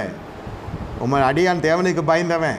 தேவனுக்கு பயந்த விசுவாசிகளுக்கும் இந்த பொருளாதார நிர்வாகத்துக்கும் பெரிய இடைவெளி இந்த கடைசி நாட்டில் இருக்கிறது. They may be a good believer but they may not have financial management. Their planning will be different. Their lifestyle will be very different. The reality of finance will be very different. அது இன்னொரு நாள் நான் பேசலாம். எப்படி செலவு பண்ணணும், எப்படி வருமானத்தை எப்படி சீக்கிரமாக செலவு பண்ணணுன்றதெல்லாம் அது நம்ம அடிக்கடி பேசுகிறோம், இல்லைன்னு சொல்ல. ஆனால் அது விஷயம் வேறு. தேவனுக்கு பயந்தோன்னா இருக்கிறது வேறு. பொருளாதார நிர்வாகம் என்பது வேறு. உங்கள் செலவுகளில் ஒரு சேமிப்பு பண்ணுறது அல்லது போய் மிதமிஞ்சி போய் செய்கிறது, இஷ்டப்படி வாழ்க்கை நடத்துறதெல்லாம் போய் மாட்டிக்குவீங்க. எங்கேயாவது இருந்தால் ஏதாவது விற்று கொடுக்கலாம், இல்லைன்னா என்னத்தை பண்ண முடியும்? ஏதோ ஒன்று விற்று கொடுக்கலாம், இல்லைன்னா என்னத்தை எதை விற்க முடியும்? பார்த்துக்கொள்ளுங்க. இந்த நிலைமைக்கு தள்ளப்படுகிறது யார்? நம்ம மனம்தான். அது எங்கேருந்து ஆரம்பிக்குது? சர்ச்சிலேருந்து ஆரம்பிச்சுன்னா கடைசியாக வந்து சேர்றது தேவ சமூகம் தான். ஆண்டவரே என்னை காப்பாற்றணும். அப்புறம் இங்கேருந்தே ஆரம்பிச்சுனாக்கா எங்கே போவீங்க? நல்லா புரிந்து கொள்ளுங்க. அதனால தான் ஆண்டவர் சொன்னார், இது வியாபார வீடாக்காதீங்க, இது பிதாவினுடைய வீடு. பிதாவினுடைய வீட்டில் எல்லாருக்கும் ஆகாரம் உண்டு. தகப்பனுடைய வீட்டில் கிடைக்காத நன்மைகள்லாம், வெளில கிடைக்காத நன்மைகள்லாம் நமக்கு கிடைக்கும். என்ன இங்கே வந்தெல்லாம் அதெல்லாம் வச்சுக்கொள்ளக்கூடாது. No interest business. It will create disasters in your spiritual life too. சோத்திரம்னு இங்கே திடீர்னு ஃபோன் அடிக்கும். அவ்வளோதான், ஏறின ஆவியில் ஏறின எல்லா வல்லமையும் இறங்கிடும் உங்களுக்கு. அப்புறம் அவன்கிட்ட என்ன பேசணுன்ற அளவுக்கு நம்ம யோசிக்க வேண்டியது அளவுக்கு ஆகிடும். இதெல்லாம் வைத்துக்கொள்ளாதீங்க. எசேக்கியேல் அதான் சொல்லப்படுகிறது 18:8-9. என் கட்டளைகளின்படி நடந்து என் நியாயங்களை கை கொண்டு உண்மையாக இருப்பானாக்கில் அவனே நீதிமான், அவனையாம் பிழைப்பான். இதில் என்னென்னா, வட்டிக்கு கொடாமலோ பணத்தை போலீஸை வாங்காமலோ அநியாயத்துக்கு தன் கையை விலக்கி மனிதருக்குள்ள வழக்க உண்மையாக கீர்த்தி என்று வேதத்தில் சொல்லப்படுது. நீங்கள் அதெல்லாம் செய்யணும் அவசியம் இல்லை. வட்டி கொடுக்காதீங்க, வட்டிக்கு பணத்தை கொடுக்காதீங்க. சங்கீதம் 15:5 சொல்லுகிறது, தன் பணத்தை வட்டிக்கு கொடாமலும் குற்றமில்லாதவனுக்கு விரோதமாய் பரதானம் வாங்க இருக்கிறவன் என்றைக்கும் அசைக்கப்பட்டு போவதில்லை. நம்ம அசைக்கப்பட்டுருவோம். மொத்த காசு எடுத்து போய் சில பேர் கொடுத்துருவோம். ரிட்டையரான காசை பென்ஷன் வர்றதுக்கு ஈக்குவலாக மேலேயே கூட வரும். ஆசை, நோம்பு கும்பிட்றது, இதெல்லாம் விதைக்கிறது இல்லை, உழைக்கிறது இல்லை. இந்த வட்டி பிஸ்னஸ் டோன்ட் என்கரேஜ். மொத்தமாக போயிடுச்சு ஒருத்தருக்கு. அவ்வளோதான், நீ அசைக்கப்பட்டுருவ. நீதிமான் அசைக்கப்பட்டதில்லை. நம்ம நீதிமான், நம்ம உத்தமம் தான். இதில் தாரம் வந்துடுது. காலைலேருந்து கடை திறந்து காலைல 6 மணிக்கு திறந்து நைட்டு 11 மணிக்கு மூடுறவங்களாம் மட பசங்க. இவர் ரொம்ப புத்திசாலி, உழைப்பாளி. அவங்கக்கிட்ட பாருங்க, அவங்கெல்லாம் இதிலெல்லாம் இறங்க மாட்டாங்க. வேணாங்க ஐயா, கர்த்தருக்கு பயப்படுற பயம் இருக்கும். கடையை ஆசீர்வதிப்பார், பெருகும் பலுகும். இன்னொருத்த வந்து ஐடியா கொடுப்பான், ஏன் இந்த கடையில் இன்னும் பெரிய கடை வைக்க மாட்டான். அதுதான் ஞானம். நம்மளால் அப்படி இல்லை. புதுசாக பணம் பார்த்தா எவனோ ஒருத்தன் கலர் போட்டு காமிச்சானாக்கா அவ்வளோதான், மயங்கிடுவான். அப்படியே 5 10 10 5 அவ்வளோதான். அது அனுபவம் இருக்கிறவங்க இதிலெல்லாம் அகல கால் வைக்க மாட்டாங்க. பார்த்துக்கொள்ளுங்க. பிதாவினோட வீடு தான் கடைசி ஸ்டேஷன் நம்ம லைஃப்பில். இங்கே வந்து வட்டி தொழில் பண்ணிங்கனாக்கா அவ்வளோதான், விளங்காது, குடும்பம் விளங்காது. உங்களையும் கர்த்தர் வைக்க மாட்டார், துரத்திடுவார். வாங்குறேன்னு துரத்திடுவார், கொடுக்குறேன்னு துரத்திடுவார், சபையை பரிசுத்தப்படுத்துவார். ஆனால் எவ்வளோ கஷ்டப்பட்டு ஆத்மாதாயம் பண்ணி ஆஸ்பத்திரிலையும் பாவத்துலேயும் சாபத்துலேயும் மீட் எடுத்து மெய்ப்பன் கொண்டு வரான். இங்கே வந்தோன்னே very easily people are taking it for granted. கொடுக்குறவன் சொல்கிறேன், both lenders and the borrowers. இதெல்லாம் ஒர்க் அவுட் ஆகாதையா? பார்த்துக்கொள்ளுங்க. தேவனுக்கு பயப்படுற இடம் அது. அடுத்தது சேவிக்க வேண்டும். என்ன சேவிக்கணும்? கர்த்தரை சேவிக்க வேண்டும். சேவிப்பதில் ஒரு பயபக்தி இருக்க வேண்டும். இதெல்லாம் தேவ பயம் கொண்டவர்கள் செய்ய வேண்டிய காரியம். சேவித்தல். தசமத்தை குறித்து காலையில் பார்த்தோம், உங்களுக்கு தெரியும் என்னெல்லாம் பேசினோம் என்று. நீங்கள் எப்படியும் கர்த்தருக்கு பயந்து 1 சாமுவேல் 12:24 வாசிக்கிறோம். நீங்கள் எப்படியும் கர்த்தருக்கு பயந்து உங்கள் முழு இதயத்தோடு உண்மையாய் அவரை சேவிக்க கடவீர்கள். அவர் உங்களிடத்தில் எவ்வளோ மகிமையான காரியங்களை செய்தார் என்பதை சிந்தித்து பாருங்கள். ஆலயத்துக்கு வந்தால் இதெல்லாம் யோசிக்கணும். எவ்வளோ பெரிய காரியம் செஞ்சார். கர்த்தர் அவரை நோயிலிருந்து விடுவித்தார், பேயிலிருந்து விடுவித்தார், பிள்ளைகளை ரட்சித்தார், படிப்பை கொடுத்தார், வாழ்க்கை கொடுத்தார், வளத்தை கொடுத்தார், நிலத்தை கொடுத்தார், வீட்டை கொடுத்தார், அபிஷேகத்தை கொடுத்தார், ரட்சிப்பை கொடுத்தார், துதிக்க பாடுகிற கிருபையை கொடுத்தார். வாயில இருந்து வந்த வார்த்தைகளெல்லாம் வேறு. இப்போ வாயிலெல்லாம் அந்நிய பாஷை வருகிறது. என்னை கர்த்தரை உளவாய் மறுரூபப்படுத்தினாரே, இப்படியெல்லாம் சிந்தித்து கொண்டு இப்படியெல்லாம் நீங்கள் உண்மையாக அவரை சேவிக்க வேண்டிய காலகட்டத்துக்குள் இருக்கிறீங்க. வெகு மனத்தாழ்மையோடும் மிகுந்த கண்ணீரோடும் யூதருடைய தீமையான யோசனைகளை இன்னைக்கு நேரிட்ட சோதனைகளோடும் கர்த்தரை நான் சேவித்தேன். அப்போஸ்தலர் இப்போ 20:19 சொல்லுகிறார். யோசுவா 24 வாசிக்கிறேன், நான் என் வீட்டாரும் கர்த்தரையே சேவிப்போம். யோசுவா சொல்கிறார். சேவித்தல்னா என்ன? யாக்கோபு போய் சேவிக்கிறார். யார்? அவன் லாபான் சொல்கிறான், நீ என்னை சேவித்தால் 7 ஆண்டு என்னை சேவி, ஒரு மகளை தரேன். இன்னொரு 7 ஆண்டு சேவி, இன்னொரு மகளை தரேன். நீ ஆசைப்பட்ட ராகில தரேன், ஆனால் அவளுக்கு 7 ஆண்டு, இவளுக்கு 7 ஆண்டு, 14 ஆண்டு. அப்புறம் ஒரு 6 ஆண்டு அவன் குமாரர்கள். மொத்த 20 ஆண்டுகள் அவனோடு சேவித்தல் என்றால் என்ன? அவன் கொடுக்குற சாப்பிடணும், அவனுடைய எல்லைக்குள் இருக்கணும், அவனுடைய வஸ்திரத்தை உடுத்தணும், அவன் எல்லை விட்டே மீறக்கூடாதுன்னு அர்த்தம். சேவித்தல், கர்த்தரை சேவித்தல் என்றால் you must know the boundaries of yours. You must be aware of your limits in the Lord. கர்த்தருக்குள்ளே சொல்கிறேன், விசுவாசனுடைய எல்லைகள் என்ன என்று அவனுக்கு தெரிய வேண்டும். எல்லை மீறி வரக்கூடாது. ஆண்டவர் சொல்கிறார், சீனாய் மலைக்கு வா. சேவித்தல்னா இதான். எவனும் வரக்கூடாது. கூட எவனா வந்தானே கொலை செய்யப்பட கடவன். யாரும் மலை மேலே ஏறக்கூடாது. பற்றி எரிகிறது மலை. எப்படி ஐயா? மோசே மட்டும்தான் அலோடு. அந்த காலத்தில் இடைவெளி இருக்கணும். எங்கே நம்ம நிற்கணுமோ அங்கே நிற்கணும். சேவித்தல் என்பதில் அதுதான், எல்லை அறிந்து சேவிக்கணும். அது என்ன கஷ்டமான சூழ்நிலை இருந்தாலும் சேவித்தல் இருக்கணும். சேவித்தல்னா ஃபுல் சரண்டர். இந்த மனுஷன் போனால் அவன் கொடுக்குறத சாப்பிட்டான், கொடுக்கறத உடுத்தினான், என்ன சிரமம் இருந்தாலும் அங்கேருந்து வெளியே வரல. கர்த்தரை சேவிக்கிறது, கர்த்தரை தொழுது கொள்ளுகிறது வேறு. சேவித்தல் என்பது இதுதான். ஜபத்துக்கு வந்துட்டு போகிறது வேறு. அது இங்கேயும் இருக்கும், நாளைக்கு வேறு இடத்துல இருக்கும், வேறு ஒரு இடத்துல இருக்கும். இங்கே கூட்டம் நடக்குது, பெரிய பெரிய கூட்டத்தாக பார்த்தா இங்கெல்லாம் பார்க்கலாம். இதுக்குள்ள இந்த ஆலயத்துக்குள்ளே வந்து கர்த்தரை சேவிக்கிறதெல்லாம் அப்படி இல்லை. இங்கே கர்த்தரை சேவிக்க வேண்டும், கர்த்தரை சேவிக்க வேண்டும். யாக்கோபு இப்படி தான் சேவித்தார். கடைசியில் பார்த்தீங்கன்னாக்கா சேவகம் இப்படி தான் ஆரம்பிச்சுது. புற ஜாதிகள் கானானியர் பெண்ணெலாம் வேணான்னு சொல்லிட்டு போய் தான் மாமா வீட்டில் போய் ராகியில் பார்த்து முத்தம் கொடுத்து மோசமானது நாசமானது எல்லாம் தெரியும் உங்களுக்கு. அதுக்கப்புறம் அங்கேருந்து புறப்பட்டு வருகிற பொழுது சொர்பங்களோடு வருகிறார். இது சேவித்தல் இல்லை, இது அடாவடித்தனமான ஒரு காரியம்.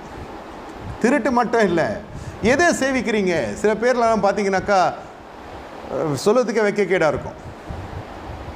எந்த காலத்துலேயும் அவங்க டிஃபென்ஸில் வேலை செஞ்சுருப்பான். அந்த மிலிட்ரி கார்டு இருக்கும், கேன்டீன் கார்டு. இவங்க குடிக்கிறதெல்லாம் இல்லை, ஆனால் குடியை வாங்கி விற்பான். நான் பார்த்துருக்கேன், நான் கண்ணார பார்த்துருக்கேன். நான் சொல்கிறது கண்ணார, இது இந்த சைடும் பார்த்துருக்கேன். சும்மா கடை திறந்துருப்பாங்க, கடை ஆரம்பிச்சிருப்பாங்க, வியாபாரமே இருக்காது. பார்த்தா அந்த கடையில் பீடி சிகரெட்டு தான் ஓடும், ஆனால் நம்மளால் விற்க மாட்டான். கர்த்தருக்கு பயப்படுற பயம். நாளடைவில் பல கடைகள் இவர்களுக்கு போட்டி பொறாமையாக வரும். கடைசியில் எல்லாரும் இல்லாத போயிடுவாங்க. இந்த கடன் செழித்து வரும். எசேக்கியாவிடத்தில் ஒரு உத்தமத்தை கர்த்தர் எதிர்பார்த்தார். அது சின்ன பொட்டி கடை கர்த்தர் மளிகை கடையாக மாற செஞ்சார். அதில் ஒரு ஆசீர்வாதம் பெருக கர்த்தர் கிருபை செய்கிறார். கர்த்தருக்கெல்லாம் எங்கெல்லாம் நிற்கிறீங்களோ அங்கெல்லாம் உண்மையான சேவித்தல் சொல்கிறேன். இங்கே கற்றுக்கொள்கிறது சத்தியம். நீங்கள் வாழ்க்கை முழுவதும் இதை பின்பற்றுகிற பொழுது அது சேவித்தலாக மாறும். துணிகரமாய் தேவனை தரிசித்த மனுஷன் 20 ஆண்டு காலம் மாமியார் விட்டு சோறு அவனை முற்றிலும் மாற்றி விட்டது. வருகிற பொழுது தெம்பு போயிடுச்சு. சரீரத்தில் மட்டும் இல்லை, மனதில் சொல்கிறேன். கர்த்தரை அழைத்தார். கோலும் தடியுமா போனேன், வெறுங்கையாட போனேன். நான் பெரிய பரிவாரத்தோடு அவனுக்கு தசமாக செலுத்துகிறேன். அது காற்றுல போயாச்சு. அது சொல்கிறதும் செய்யலை, எதுவுமே கர்த்தருக்கு அவர் செஞ்ச பொறுத்தனை செலுத்தலை. தசமாகவும் செலுத்தலை, ஒன்றும் செலுத்தலை. 10க்கு வர்றப்போ 2 சொருபத்தை கையில் பிடிச்சிட்டு வந்துட்டார். ராகியல் அம்மா தான் பண்ணது இந்த வேலை. அது தெரிய இருக்கு. அவ்வளோ அடமெண்ட்டாக அவ்வளோ ஆர்கியூமெண்ட் நடக்குது. அதெல்லாம் இல்லை, நாங்கள் ரொம்ப நல்லவங்கன்ற மாதிரி இவங்க பேச அவங்க பேச ஒரு சாப்டர் ஃபுல்லாக ஆர்கியூமெண்ட் போகுது. சேவித்தல் இல்லை இது. இதெல்லாம் ஏமாற்று காரியம். தேவனை ஏமாத்துற ஆராதனை இது. வேணான்ட்டு அந்த சபை விட்டு வந்தாச்சு, வேணான்ட்டு பாரம்பரியத்தை விட்டு வந்தாச்சு, ஞானசாரம் எடுத்தாச்சு. அதுக்கப்புறம் அங்கே என்ன தொடர்பு இல்லை? அது சொரூபம், அது ஒரு சொரூபம். அதோடு இருக்க இருக்க இருக்க வேதனைகளுக்கு வழிகளை உண்டாக்குறீங்க.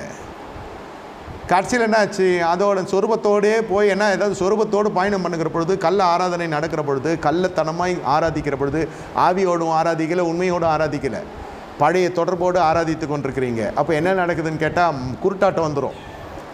பெத்தேலுக்கு போகிற மனுஷன் சீகே மன்ன இடத்துல போய் பணத்தை கொடுத்து நிலத்தை வாங்கி அந்த இடத்துல போய் ஏழு எல்லாகேன்னு பலிபீடம் கட்டி தொழுது கொள்கிறான். மறுநாளே பிள்ளை தீட்டுப்பட்டு போயிடுது, படி தாண்டிடுறா, தீனால் தீட்டுப்பட்டு போகிறா. ஊழியக்காரன் பொண்ணு வேற ஒருத்தவங்க போய் கற்பிழந்து போய் விடுகிறான். அவன் பேசுகிறான், மனதுக்கு இன்பமாக பேசுகிறான், இது அப்படியே வீக்காகி மெல்ட் ஆகிடுது. பாப்பா தீனால் தீட்டுப்பட்டு போனான். காரணம் என்ன? ஊழியக்காரன் வீட்டில் இது நடக்கலாமா? ஊழியக்காரன் எப்படி இதெல்லாம் அனுமதிக்க முடியும்? எப்படி இதெல்லாம் செய்ய முடியும்? கர்த்தர் என்ன பண்ணி கொண்டிருக்கிறார்? நீங்கள் கர்த்தருக்கு இங்கே கம்மி நீட்டியாச்சு, கர்த்தருக்கு புறமுதுக்கு காட்டியாச்சு. கர்த்தருக்காக நிற்க வேண்டிய மனுஷன் நிற்கிறேன் என்று சொன்ன தொட்டு தான் இந்த மனுஷனை லாபானுடைய வீடு திறக்கப்பட்டது. கானானி ஸ்திரீட்டில் பெண் கொல்லாமல், ஏத்திரத்தில் பெண் கொல்லாமல், ஏன் அவங்களாம் விக்கிரகாரம் செய்கிறாங்க? அப்படி தான் ஆரம்பிச்சது. கடைசியில் அந்த இடத்துலேருந்து வருகிற பொழுது 2 சொர்பத்தை எடுத்து செம்மணத்துக்கு கீழே வச்சுட்டு உக்காந்துட்டா ராகேல். அந்த பெண் தீட்டுப்பட்ட பொழுது ஒரே கைத்தட்டி சிரிக்கிற பொழுது, ரத்தாறு ஓடுகிற பொழுது, இதே தான் ஞானஸ்தானம் எல்லாம் திருமணத்துக்கு ஆக எடுக்கிற ஞானஸ்தானத்து போல் அவங்க விருத்த சேதம் உடையவர்களாங்கன்னு இப்போ இவர் மார்த்தட்டி சொல்கிறாரு. அவங்க சொல்கிறாங்க, சரி நாங்கள் என்ன விருத்த சேதம் தானே, அது என்னடா நம்மளாம் பண்ணிக்கலாம், நல்லா வசதியான வீடு, ஒருத்தம் பண்ணால் பத்தாது, எல்லோரும் பண்ணிக்கலாம்டா. விருத்த சேதம்ன்றது என்ட்ரி ஃபீஸ் மாதிரி அது அந்த வீட்டுக்குள்ளே போகிறதுக்கு. ஏன்னா அவங்க செழிப்பான குடும்பம்யா, அவங்க வீட்டில் போய் சம்மந்தம் பண்ணால் எல்லாம் நம்முடைய தான் மாறும். தேவ ஜனமாகவும் இருக்குது, மென்மையான ஜனங்க இல்லையா தேவ ஜனங்க. அந்த மாதிரி இடம் நினைக்கிறீங்க, நாங்கள் எவ்வளோ பெரிய ரவுடிங்கன்ற மாதிரி தான் யாக்கோவின் புத்திரர்கள் வெளியில் இருக்கிறவர்கள் பட்டை தட்டின சரமறையாக வெட்டி போட்டானுங்க. யாரை? அந்த தேசத்தை ஆண்டு கொண்டிருக்கிறவங்க வீட்டில் பூந்து வெட்டுறானா இவன் எவ்வளோ பெரிய துன்மார்க்கனாக இருப்பான். உங்கள் தாத்தா இப்படி தான் இருந்தாரா ஆபிரகாமு? இல்லை உங்கள் அப்பா தான் இப்படி இருந்தாரா? கத்தி கப்படாவோட அது எங்கேருந்துடா உங்களுக்கு வரும் கத்தியை தூக்குற பழக்கம்? அப்படின்னு சொல்லிட்டு தான் யாக்கோபு சொல்ல, என் வாசனையே கெடுக்க பண்ணீர்கள் ஐயா. கர்த்தருக்குள்ளே நீங்கள் சுகந்த வாசனையாக இருக்கிறீங்க. நீங்கள் ஒவ்வொரு இடத்துல ஆராதனையில் போய் ஒரு சேஷ்டை பண்ணிட்டு வருவீங்க, வீட்டில் பட்டையை வந்து நிற்கும். பிள்ளைங்க எவ்வளோ சொன்னால் ரசிக்கப்பட மாட்டான், எவ்வளோ கவுன்சிலிங் கொடுத்தாலும் கேட்க மாட்டான். புள்ள உன்னை கொண்டு போய் ஸ்டேஷனில் நிறுத்திடுவான். புள்ள உன்னை கொண்டு போய் புழல் சிறையில் போய் பார்த்துட்டு வர வேண்டியதாக இருக்கும், மனு போட்டு. ஆமாம், சிறைச்சாலையில் போய் பார்த்துட்டு வர வேண்டியதாக இருக்கும், ஸ்டேஷனில் போய் பேச வேண்டியதாக இருக்கும், கோர்ட்டு கேஸு சுற்ற வேண்டியதாக இருக்கும். எல்லாம் ஒரே புள்ள பண்ண வேலை. மற்ற பிள்ளைங்கள்லாம் ஒழுங்காகவும் இருக்கும். எல்லாம் ஒரே சாப்பாடு சாப்பிட்டு வளர்ந்தது, எல்லாம் ஒரே பால் குடிச்சு வளர்ந்த பிள்ளைங்களாம் கூட இருக்கும். ஒன்று தருதலையாக இருக்கும் வீட்டில். காரணம், நீ புத்தி இல்லாத ஆராதனையில் இருக்கிறாய். அறிந்தோம் தெரிந்தோம் மனதார போய் நீ விக்கிரகத்தை சேவிக்கிறாய். நீ தள்ளப்பட்ட கல்லா போகிறாய். இது கர்த்தருக்கு பயந்து இருக்கிறவர்கள் இப்படி செய்ய மாட்டாங்க. கர்த்தருக்கு பயந்து இருக்கிறவர்கள் என்ன செய்வாங்கன்னாக்கா, அவருடைய வாழ்க்கையில் முன்னுரிமை என்ன நடக்கும்? வேதத்துக்கு முன்னுரிமை காணப்படும். உபாகமம் 17:19 சொல்லப்படுகிற நியாய பிரமாணத்தின் எல்லா வார்த்தைகளையும் இந்த கட்டளைகளையும் கை கொண்டு இவைகள் இப்படி செய்வதற்கும் தேவனாய் கர்த்தருக்கு பயந்து இருக்கும்படி கற்றுக்கொள்ளும் பொருட்டு. நீங்கள் தேவ பயம் இருக்கிறவர்கள் வேத வசனத்துக்கும் முன்னுரிமை கொடுப்பாங்க. அவன் லேவியராகிய ஆசானிடத்தில் இருக்கிற நியாயப்பிரமாண நூலை பார்த்து தனக்காக ஒரு பிரதியை எழுதி தன்னிடத்தில் வைத்துக்கொண்டு தன் ஜீவனுள்ள நாளெல்லாம் அதை வாசிக்க கடவன். இப்படி செய்வதனால் தானும் தன் குமாரரும் இஸ்ரேல் நடுவில் தங்கள் ராஜ்யத்திலே நீடித்து வாழ்வார்கள். உபாகமும் 17:20 வாசிக்கிறோம். நீங்களும் உங்கள் பிள்ளைகளும் ஒழுங்காக இருப்பதற்கு வீட்டில் வேதத்தை திறந்து குடும்ப ஜபத்தை நடத்துங்கன்னு சொல்கிறார் வேதத்தில் ஆண்டவர். இங்கே வருதே பெரிய விஷயம். இதுவே போதும் இல்லை, வேத புஸ்தகத்தை சுமக்க வேண்டும். நீதிமொழிகள் 28வது அதிகாரத்தில் வாசிக்கிறோம், வேதத்தை கேளாதபடி தன் செவியை சாய்க்கணும் ஜபம் அருவருப்பானதாக இருக்கும். வேதத்துக்கு முன்னுரிமை கொடுக்கணும். கர்த்தருக்கு பயந்து இருக்கிறவர்கள் வேத புஸ்தகம் கைமா இருப்பாங்க. அது புஸ்தகத்தை தூக்கிறது மட்டும் இல்லை, படிக்கணும், அதை ஃபாலோ பண்ணணும், அதை கடைபிடிக்கணும். சில பேர் தலைவட்ட வேத புஸ்தகம் வச்சுக்குவாங்க, வேத புஸ்தகம் முத்தம் கொடுப்பாங்க, வேத புஸ்தகம் திறந்து பார்த்தா புதுசாக இருக்கும். வேத புஸ்தகம் நல்லா பழசாகணும், திருப்பி திருப்பி திருப்பி படிக்கணும். படித்த வசனமே படித்தா கூட அது படிக்கணும். அது ஒரு அன்பு. தேவங்களோடு பேசுவார். வேதத்துக்கு இங்கே முன்னுரிமை இல்லை. அதனால தான் வரவும் போகிறவெல்லாம் தீர்க்க தரிசனத்தை நாடுவான். வரவும் போகிறவன் எவன் தீர்க்க தரிசனாலும் நம்புவான். இவனுக்கு ஏற்ற கல் தீர்க்க தரிசனம் வருவாங்க. ஏன்னா இங்கே சத்தியம் இல்லையே. எந்த தீர்க்க தரிசனாலும் வசனத்தோடு ஒப்பிட்டு பாருங்கள். அதனால் லவ் மேரேஜ் என்கரேஜ் பண்ணுற தீர்க்க தரிசிகளாக வந்துடுவாங்க. உலக ஸ்நேகத்தை உற்சாகப்படுத்துகிற தீர்க்க தரிசிகள் கடைசி நாட்கள் இருக்காங்க. அது புறஜாதி, அவங்க அப்போ தான் கர்த்தருக்குள்ளே வருவாங்களாம். ஒன்றும் கிடையாது, உங்கள் ரட்சிப்பை எழுந்துருவீங்க. நீங்கள் ஸ்திரீயை தொடுவது மனுஷனுங்க நல்லதல்ல, தனியாக இருப்பது நல்லதல்ல தான். அதுக்குன்னு போய் எங்கேயாவது போய் மாட்டிக்க போகிறீங்க. 2 கொரிந்தியர் 6:14 சொல்லுகிறது, நீதிக்கு அநீதிக்கும் சம்மந்தம் ஏது? அந்நிய நுகத்தில் பிணைக்கப்படாது இருப்பாயாக. இருளுக்கும் வெளிச்சத்துக்கும் சம்மந்தம் ஏது? வெளிச்சத்தின் பிள்ளையாக இருக்கிறாய், போய் மாட்டிக்கொள்ளாது. அந்த தீர்க்கதரிசி சொன்னான், இவன் சொன்னான், அவன் சொன்னான்னு வசனம் என்ன சொல்லுகிறது? அந்நிய நுகத்தில் பிணைக்கப்படாது இருப்பாயாகனா பிணைக்கப்படக்கூடாது. அப்புறம் அவரை மாற்றுறேன், அவரை கன்வெர்ட் பண்ணுறேன், இதை பண்ணுறேன்னா ஒரே வெட்டு தான். கல்யாணத்துக்கு அப்புறம் அவன் வெட்டி விடுவான் உன்னை.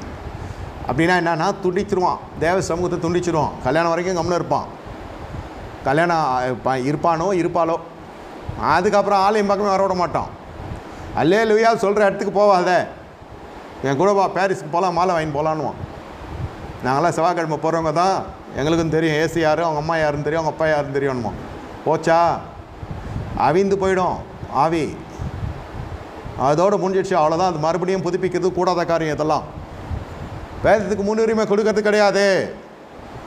வேதத்துக்கு முன்னுரிமை கொடுக்கறது கிடையாது. கர்த்தருக்கு பயப்படுற பயம் இதெல்லாம். வேத புஸ்தகம் இல்லாமல் ஆராதனைக்கும் வரக்கூடாது. வேத புஸ்தகம் தூக்கணும், சுமக்கணும். அது உங்களை நாளைக்கு சுமக்கும். கிறிஸ்துவ வீடுகளில் இந்த தேவ பயமற்று இருந்த காலங்கள் இருக்கிறது. ஒரு காலகட்டத்தில் இருந்துச்சு. இப்போல்லாம் அப்படி இல்லை. எல்லார் வீட்லேயும் டிவிலையாவது வசனங்கள் வந்து கொண்டிருக்கிறது. கர்த்தருக்கு ஸ்தோத்திரம். தொலைக்காட்சி ஊழியம் செய்கிற ஊழியக்காரர்களுக்காக எப்படியாவது வீட்டுக்குள்ளே பூந்துட்டு அந்த வசனம் இப்போ தேவ பயத்தை ஊட்டப்படுகிறது. ஆனால் சபைக்குள்ளே வருகிறவர்கள் என்னென்ன செய்யணும்? இன்னும் நீங்கள் அனலுள்ளவர்களாக இருக்கணும். அந்நியர்களுக்காக, புறஜாதிகளுக்காக இந்த சுவிசேஷ ஊழியங்கள் தொலைக்காட்சி வழியாக தேவநேரி அது ஜனங்களுக்கு போய் சேர்க்குது. அவனால் ஆலயத்துக்கு வர முடியாது. ஆலயத்துக்கு வருகிற நீங்கள் வேதத்தை சுமக்கிறவர்களாக இருக்கணும், வேத வசனத்தை படிக்கிறவர்களாக இருக்கணும். நீங்களும் உங்கள் குமாரரும் இஸ்ரேல் நடுவில் தங்கள் ராஜ்யத்தில் நீடித்து வாழ்வதற்கு, குடும்ப ஒத்துமையாக இருப்பதற்கு நீங்கள் குடும்ப ஜெபம் பண்ணணும். தாய் உட்காரணும். தாயை தகப்பன் இல்லைனாலும் பரவாயில்ல, தாய் உட்கார்ந்து பசங்களை உட்கார வச்சு ஜெபம் பண்ண வைக்கணும். பசங்க வளர பொழுது அப்படியே அந்த ரெஸ்பான்சிபிலிட்டி ஷிஃப்ட் பண்ணி அவங்ககிட்ட கொடுத்து ஜெபத்தை நடத்த வைக்கணும். அப்போ தான் அது போகிற இடத்துல போய் ஜெபம் குடும்ப ஜெபம் செய்யும். இல்லைனா அது சீரியல் பார்த்துக்கின்னு, அது ஃபோனில் இதை பார்த்துக்கின்னு, அதை பார்த்துக்கின்னு. இன்றைக்கி காலங்கள் எப்படி இருக்குது? ஒரு 30 வருஷம் முன்னாடி எல்லாம் குடும்பம் ஜெபம் பண்ணோம். இப்போ அப்படியே தேஞ்சி போயிடுச்சு. கேட்டால் அம்மா ஒரு டியூட்டி போகிறா, அப்பா ஒரு டியூட்டி போகிறான், தாய் தவன் பார்த்துக்கிறதே இல்லை. கேட்டால் பிள்ளைக்கு உழைக்கிறேன். எத்தனை பிள்ளைங்க உனக்கு? ஒரு பிள்ளை. தாய் தப்பன் மோமும் பார்த்துக்கிறது. இது எங்கே இந்த ஜெபம் பண்ணுறது? குடும்ப ஜெபம். குடும்பமே இல்லையே. அவன் ஸ்கூலுக்கு போயிட்டு சாயங்காலம் வரான், காலைல போயிட்டு வர தகப்பன் வரான், இல்லை காலைல போயிட்டு வர தாய் வரா, தகப்பன் இல்லை, அவன் 2 மணி கிளம்பி போயிட்டான். இது ஞாயிற்றுக்கிழமை சனிக்கிழமை தான் பார்க்குறது. அது போயிட்டு வந்த டயர்டில் ஞாயிற்றுக்கிழமை ஆராதனைக்கு வரது கிடையாது. சரி எங்கேயாவது வெளில கூப்பிட்டு போகலான்னு பார்த்தா 3 வீட்டுக்குள்ளே உட்காந்து 3 ஃபோனை வச்சு நோண்டின்னு இருக்கும். ஒன்றோட ஒன்று முறைச்சின்னு இருக்கும். முகமாக பார்க்க முடியாது. இப்படியே இருக்கான். அதனால நாங்கள்லாம் வெளிலலாம் போய் விளாடுவோம், வருவோம், வேர்த்தெல்லாம் ஊற்றும். இப்போ விளையாடுறான்னு பார்த்தா எங்கன்னா ஃபுட்பால் விளையாடுறான் பையன், எங்கன்னா கம்ப்யூட்டர் விளையாடுன்னு இருக்கான். இது என்ன வேலை பார்க்குற? கம்ப்யூட்டர் யூஸ் பண்ண தப்பு இல்லை. சொல்ல வர கருத்து என்ன? ஆலயத்துக்கு முன்னுரிமை, வேதத்துக்கு முன்னுரிமை, குடும்ப ஜபத்துக்கு முன்னுரிமை. இதெல்லாம் இல்லை. அப்போ எப்படி தர்தம் வராமல் இருக்கும் வீட்டில்? ஏன் கருத்து வேறு வராமல் இருக்கும்? பொருளாதார பிரச்சனை இருக்கும். அப்படிலாம் பொருளாதாரமே பிரச்சனையாக இருக்கும். பொருளாதாரம் இல்லைன்றது பிரச்சனை போய் பொருளாதாரம் இருக்கதே பிரச்சனையாகிடும். ஆமாம், எல்லாமே பணத்தில் பேசிடுவாங்க. நீ இந்த மாதிரி இப்போ நல்ல மதிப்பெண் எடுத்து நான் இதை வாங்கி தரேன் அப்படின்வாங்க. இது வைக்கிறப்பவே ஒரு பந்தயம். அது தோத்தாலும் ஜெயித்தாலும் வாங்கி கொடுத்துருவோம் பாசத்தில். சரி பிள்ளை ஏமாறக்கூடாதுன்னு. அது தெரிஞ்சிடும் எப்படி இருந்தாலும் வாங்கி கொடுத்துருவான் வேணு, பைத்தியக்கார பையனாக இருக்கான்னு. அது படிக்கவும் படிக்காதவும் போவோம். வானிலை அறிக்கை மாதிரி மழை பெய்யலாம் பெய்யாமலும் போகலாம். நம்ம தான் எல்லாம் பணத்தில் பேசுகிறோமே, குணத்தில் பேசுகிறது கிடையாது. எல்லாம் பணம். கடைசியில் என்ன ஆகுதுனாக்கா ஓவர் ஒபிசிட்டி, கண்டதையும் தின்னுது பையன். அதுக்கிட்ட ஏடிஎம் கார்டை கொடுத்துட்றது, அதுக்கிட்ட எல்லாத்தையும் எல்லா அதிகாரத்தையும் கொடுத்துறது, பண விஷயம்லாம். அது தேய்ச்சியே காடை தேய்ச்சியே அது தேஞ்சி போகுன்னு பார்த்தா அது பெருத்துடுச்சு. பலனெல்லாம் தேஞ்சி போயிடுச்சு. பெரியாக மாறிடுச்சு பசங்க. இப்போ கண்டதையும் தின்னுட்டு அவன் வயிற்றுலலாம் நடக்கிறான். ஃபெய்த்தில் நடனா அவன் நல்ல கர்ப்பிணி மாதிரி ஆகிடுதான் உடம்பு.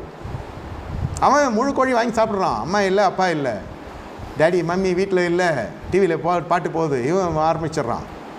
இதை வாங்கி குடிக்கிறது. நான் சொல்கிறேன் சாதாரண ட்ரிங்க்ஸே சொல்கிறேன், கூல் ட்ரிங்க்ஸே சொல்கிறேன். இவ்வளோ பெரிய கோழி, இவ்வளோ புட்டி, இவ்வளோ பெரிய கூல் ட்ரிங்க்ஸும் அதே எனக்கு திருப்தியாக இருக்குது. நோ கார்போஹைட்ரேட்ஸு, ஒன்லி ப்ரோட்டீன்ஸு கேட்டால் இது கட்சியில் கொலஸ்ட்ரால் ஏறிடுது. அப்புறம் சாப்பிட்டு முடிச்சுன்னு பார்க்குறேன், அந்த கடையில் சீல் வைக்கிறான், இந்த கடையில் சீல் வைக்கிறான், அந்த கடையில் அழுன கறி, இந்த கடையில் இது அதுன்னு என்னமோ நடக்குது. வீட்டில் அம்மா இல்லை, அப்பா இல்லை, குடும்ப ஜபம் எங்கேருந்து பண்ணுறது? முதல்ல ப்ரையாரிட்டி குடும்ப ஜபத்துக்கு கொடுங்க. அப்புறம் கர்த்தர் உங்கள் கையின் பிரயாசத்தை ஆசீர்வதிப்பார், வேலையை கொடுப்பார். கர்த்தருக்கு பயந்து நடக்கிற மனுஷன் இவ்விதமாய் ஆசீர்வதிக்கப்படுவான். அடுத்ததாக லேவியராகமத்தில் என்ன சொல்லப்பட்டிருக்கிறது என்றால் துதிக்க வேண்டும். சங்கீதம் 22:22 சங்கீதம் 22 வாசிக்கிறோம். 23 கர்த்தருக்கு பயப்படுகிறீர்களே அவரை துதிங்கள், யாக்கோபின் சந்ததியாரே நீங்கள் எல்லோரும் அவரை கனம் பண்ணுங்கள், இஸ்ரவேலின் பரிசுத்தரை வம்சத்தாரே நீங்கள் எல்லோரும் அவர் பேரில் பயபக்தியாக இருங்க. சங்கீதம் 22:23 கர்த்தருக்கு பயப்படும் துதிப்பான். துதிக்கலாம் என்ன ஆகுனாக்கா மைண்டு மாறிடும். என்ன மைண்டு மாறிடும்? நேபுகாத்நேசர் துதிக்கலை, மென்டல் ஆகிட்டான். தானியேல் 4வது அதிகாரம் 33வது வசனம். அவ்வளோதான், மென்டல் ஆகிட்டோன்னே என்ன பேசுகிறான்? பாதி நிறைய மென்டல் தான் இருக்கும். இதை வசனத்தின்படி பார்த்தா அநேகர் மனநிலை தடுமாற்றத்தில் இருக்கிறவர்கள் என்பது நீங்கள் அறிய முடியும். துதிச்சா மனநிலை தடுமாற்றம் வராது. துதிச்சா நம்ம நிதானம் இருக்கும். துதிக்கலைன்னா என்ன நடக்கும்னா சரீரத்தில் பலன், you will rise up your muscle power. உங்கள் சரீர பலனை குறித்து உங்கள் வாய் தானாக பேசும். நான் கட்டின பாபிலோன், அவ்வளோதான். துதி கிடையாது. வாழ்க்கை பெருமையெல்லாம் நிறைஞ்சு வழியும். பாத்திரம் நிரம்பி வழிதோ இல்லையோ பெருமை நிரம்பி வழியும். உங்கள் வாயின் வார்த்தைகள்லாம் பார்த்தீங்கன்னாக்கா மற்றவங்களுக்கெல்லாம் கோபம் வர மாதிரி இருக்கும். பெருமை நிறைஞ்ச வார்த்தை, அகந்த ஆணவம் இருமாப்பு திமிரி எல்லாம் நிறைஞ்ச வார்த்தை. நான் கட்டின பாபிலோன், அவ்வளோதான். மனுஷனிருந்து தள்ளப்பட்டான். அவனுக்கு அப்படியே ஜனங்களிலிருந்து பிரித்தெடுக்கப்படல, தள்ளப்பட்டுட்டான். இவன் துதிக்கலை, ஜனங்களை இழந்துட்டான். நீங்கள் துதிக்கலாம் ஜனங்களை இழந்துருவீங்க. நல்ல ஜனங்களை சொல்கிறேன். மந்திரிமாரும் காணும், அதிகாரியும் காணும், வேலை கிடையாது. சிங்காசனம் போயிடுச்சு, கையின் பிரயாசம் போயிடுச்சு, முக ரூபம் மாறிடுச்சு, தலைமுடியெல்லாம் ஒரு மாதிரி விகாரமாக இருக்குது, பறவைகளுடைய முடிய போல் இருக்குது, நகங்கள்லாம் பட்சியுள்ள நகம் போல் மாறிடுச்சு, சரீர உருவமே மாறிடுச்சு. சிலர்லாம் ஃபிசிக்கல் அப்பியரன்ஸே மாறிடும். சில பேருக்கு சில பாவத்தில் விழுந்தாங்கலாம். என்ன பாவம்? துதிக்கலைன்னா மேட்டிமே பாவம் வந்துடும். மேட்டிமா வந்துச்சுன்னா டிஸ்ஃபிகர் ஆகிடுவீங்க. நீங்கள் உங்களுக்கு நல்ல ஒரு பர்சனாலிட்டி இருக்காது. ஃபிசிக்கல் பர்சனாலிட்டியே சொல்கிறேன். ஒரு ஷேப்பே மாறிடும், முகம் விகாரமாகிடும், ரூபங்கள்லாம் மாறிடும், உருவங்கள் மாறிடும். பருவத்துக்கேற்ற உருவம் இருக்காது. ஒருவேளை சின்ன வயசாக இருக்கும், பெரிய தோற்றம் கொடுக்கும், முதுமை தோற்றம் காணப்படும். ஒரு கேளிக்கை பொருளாக மாறிடுவீங்க. அப்படியே மனுஷன்னு தள்ளப்பட்டுருவீங்க. எல்லாராலும் மறக்கப்பட்டு போயிடுவீங்க துதிக்கலைன்னா. அப்புறம் தள்ளப்பட்டு கடைசியில் ஆகாய்த்து பனியும் மழையும் பனியும் நினைக்கிறது. No shelter for him. மேட்டிமே கட்டின திரும்ப பெரிய பங்களா, ஆனால் இருக்கிறது என்னமோ புல்வெளியில். ஏன்? வாய் சரியில்லை நம்மளுக்கு. துதிக்காத வரைக்கும் இப்படி தான் உங்களுக்கு இருப்பிடத்தில் போராட்டம் இருக்கும். வாடகை வீட்டிலே இருங்க, துதிச்சு பாருங்க. நல்லா கர்த்தரை துதிங்க, எக்காலத்திலும் கர்த்தரை துதிங்க, பயபக்தியோடு துதிங்க. எவ்வளோ நன்மை கர்த்தர் நமக்கு செய்திருக்கிறார். துதிக்கலைன்னா இப்படி தான் ஷெல்டர் ப்ராப்ளம் வந்துடும். சனிக்கிழமை தோறும் முதல்ல 1 மணி நேரம் துதிக்கிறோம், முதல்ல 2 மணி நேரம் துதிச்சோம், அதனால உள்ளே வந்தோம். உங்களுக்கு வீட்டு பிரச்சனை வந்துடும், இருப்பிட பிரச்சனை வந்துடும் துதிக்கலைன்னா. எல்லாம் பெரிய பங்களாவாசி. அவன் மிகப்பெரிய சக்கரவர்த்தி. சாதா ராஜா, குறுநில மன்னன் இல்லை, பெரிய சக்கரவர்த்தி. பல தேசங்கள் கீழே இருந்துச்சு. வாய் யாரும் எதிரி வந்து அடிக்க வேண்டியதில்லை. என் பெருமையை அழித்து விடு என்று வேதம் சொல்லுகிறது. கடைசியில் கண்களை ஏறெடுத்து பார்த்து சரவலை துதிக்க ஆரம்பிக்கிறான். என் புத்தி எனக்கு திரும்ப வந்ததுன்றான். அப்போ அதுக்கு வரைக்கும் என்னாச்சு? புத்தி இல்லாதது தான். துதிக்கலைன்னா புத்தி போயிடும், நல்ல புத்தி போயிடும். கண்ணனை பார்த்து தேவையில்லைன்னுவா, துதிக்கலை. மனைவியை பார்த்து இது வீணுன்னுவான், துதிக்கலை. பிள்ளைங்கள்லாம் எனக்கு பிறக்கலைன்னுவான். வாய்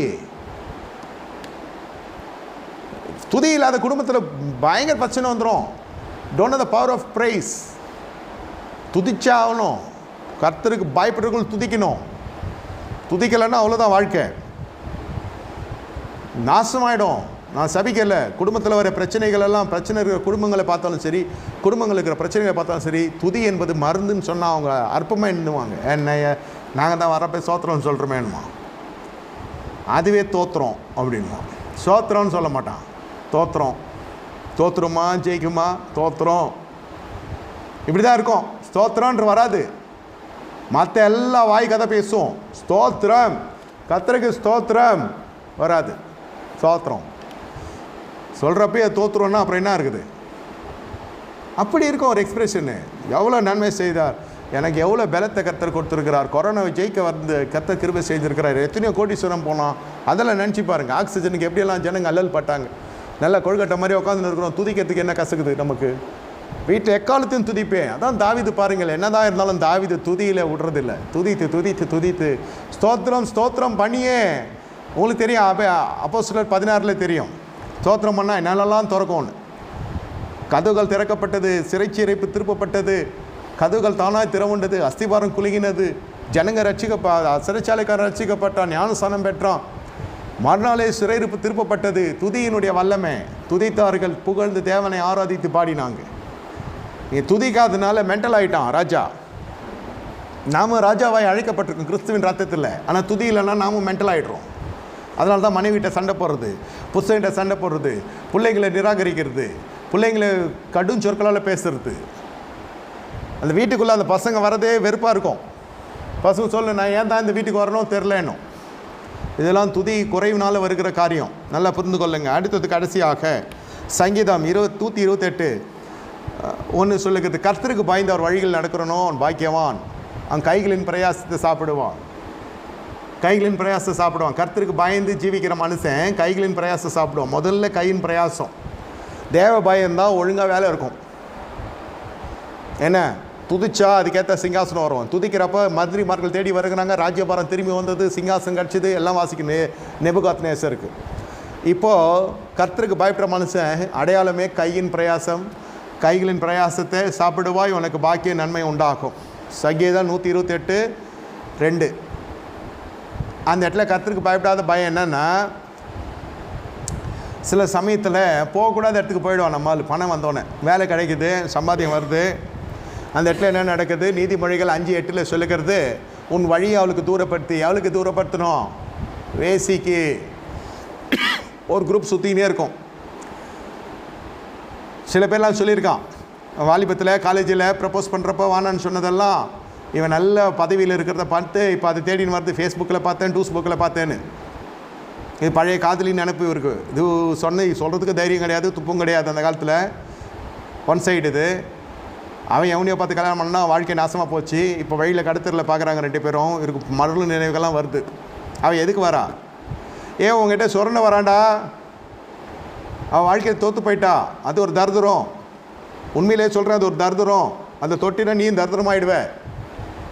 அப்போ விட்டதெல்லாம் இப்போ பிடிக்கிறாராம் இவர். உன் வழியை அவளுக்கு தூரப்படுத்தி அவளுடைய வீட்டின் வாசலை கிட்டி சேராது.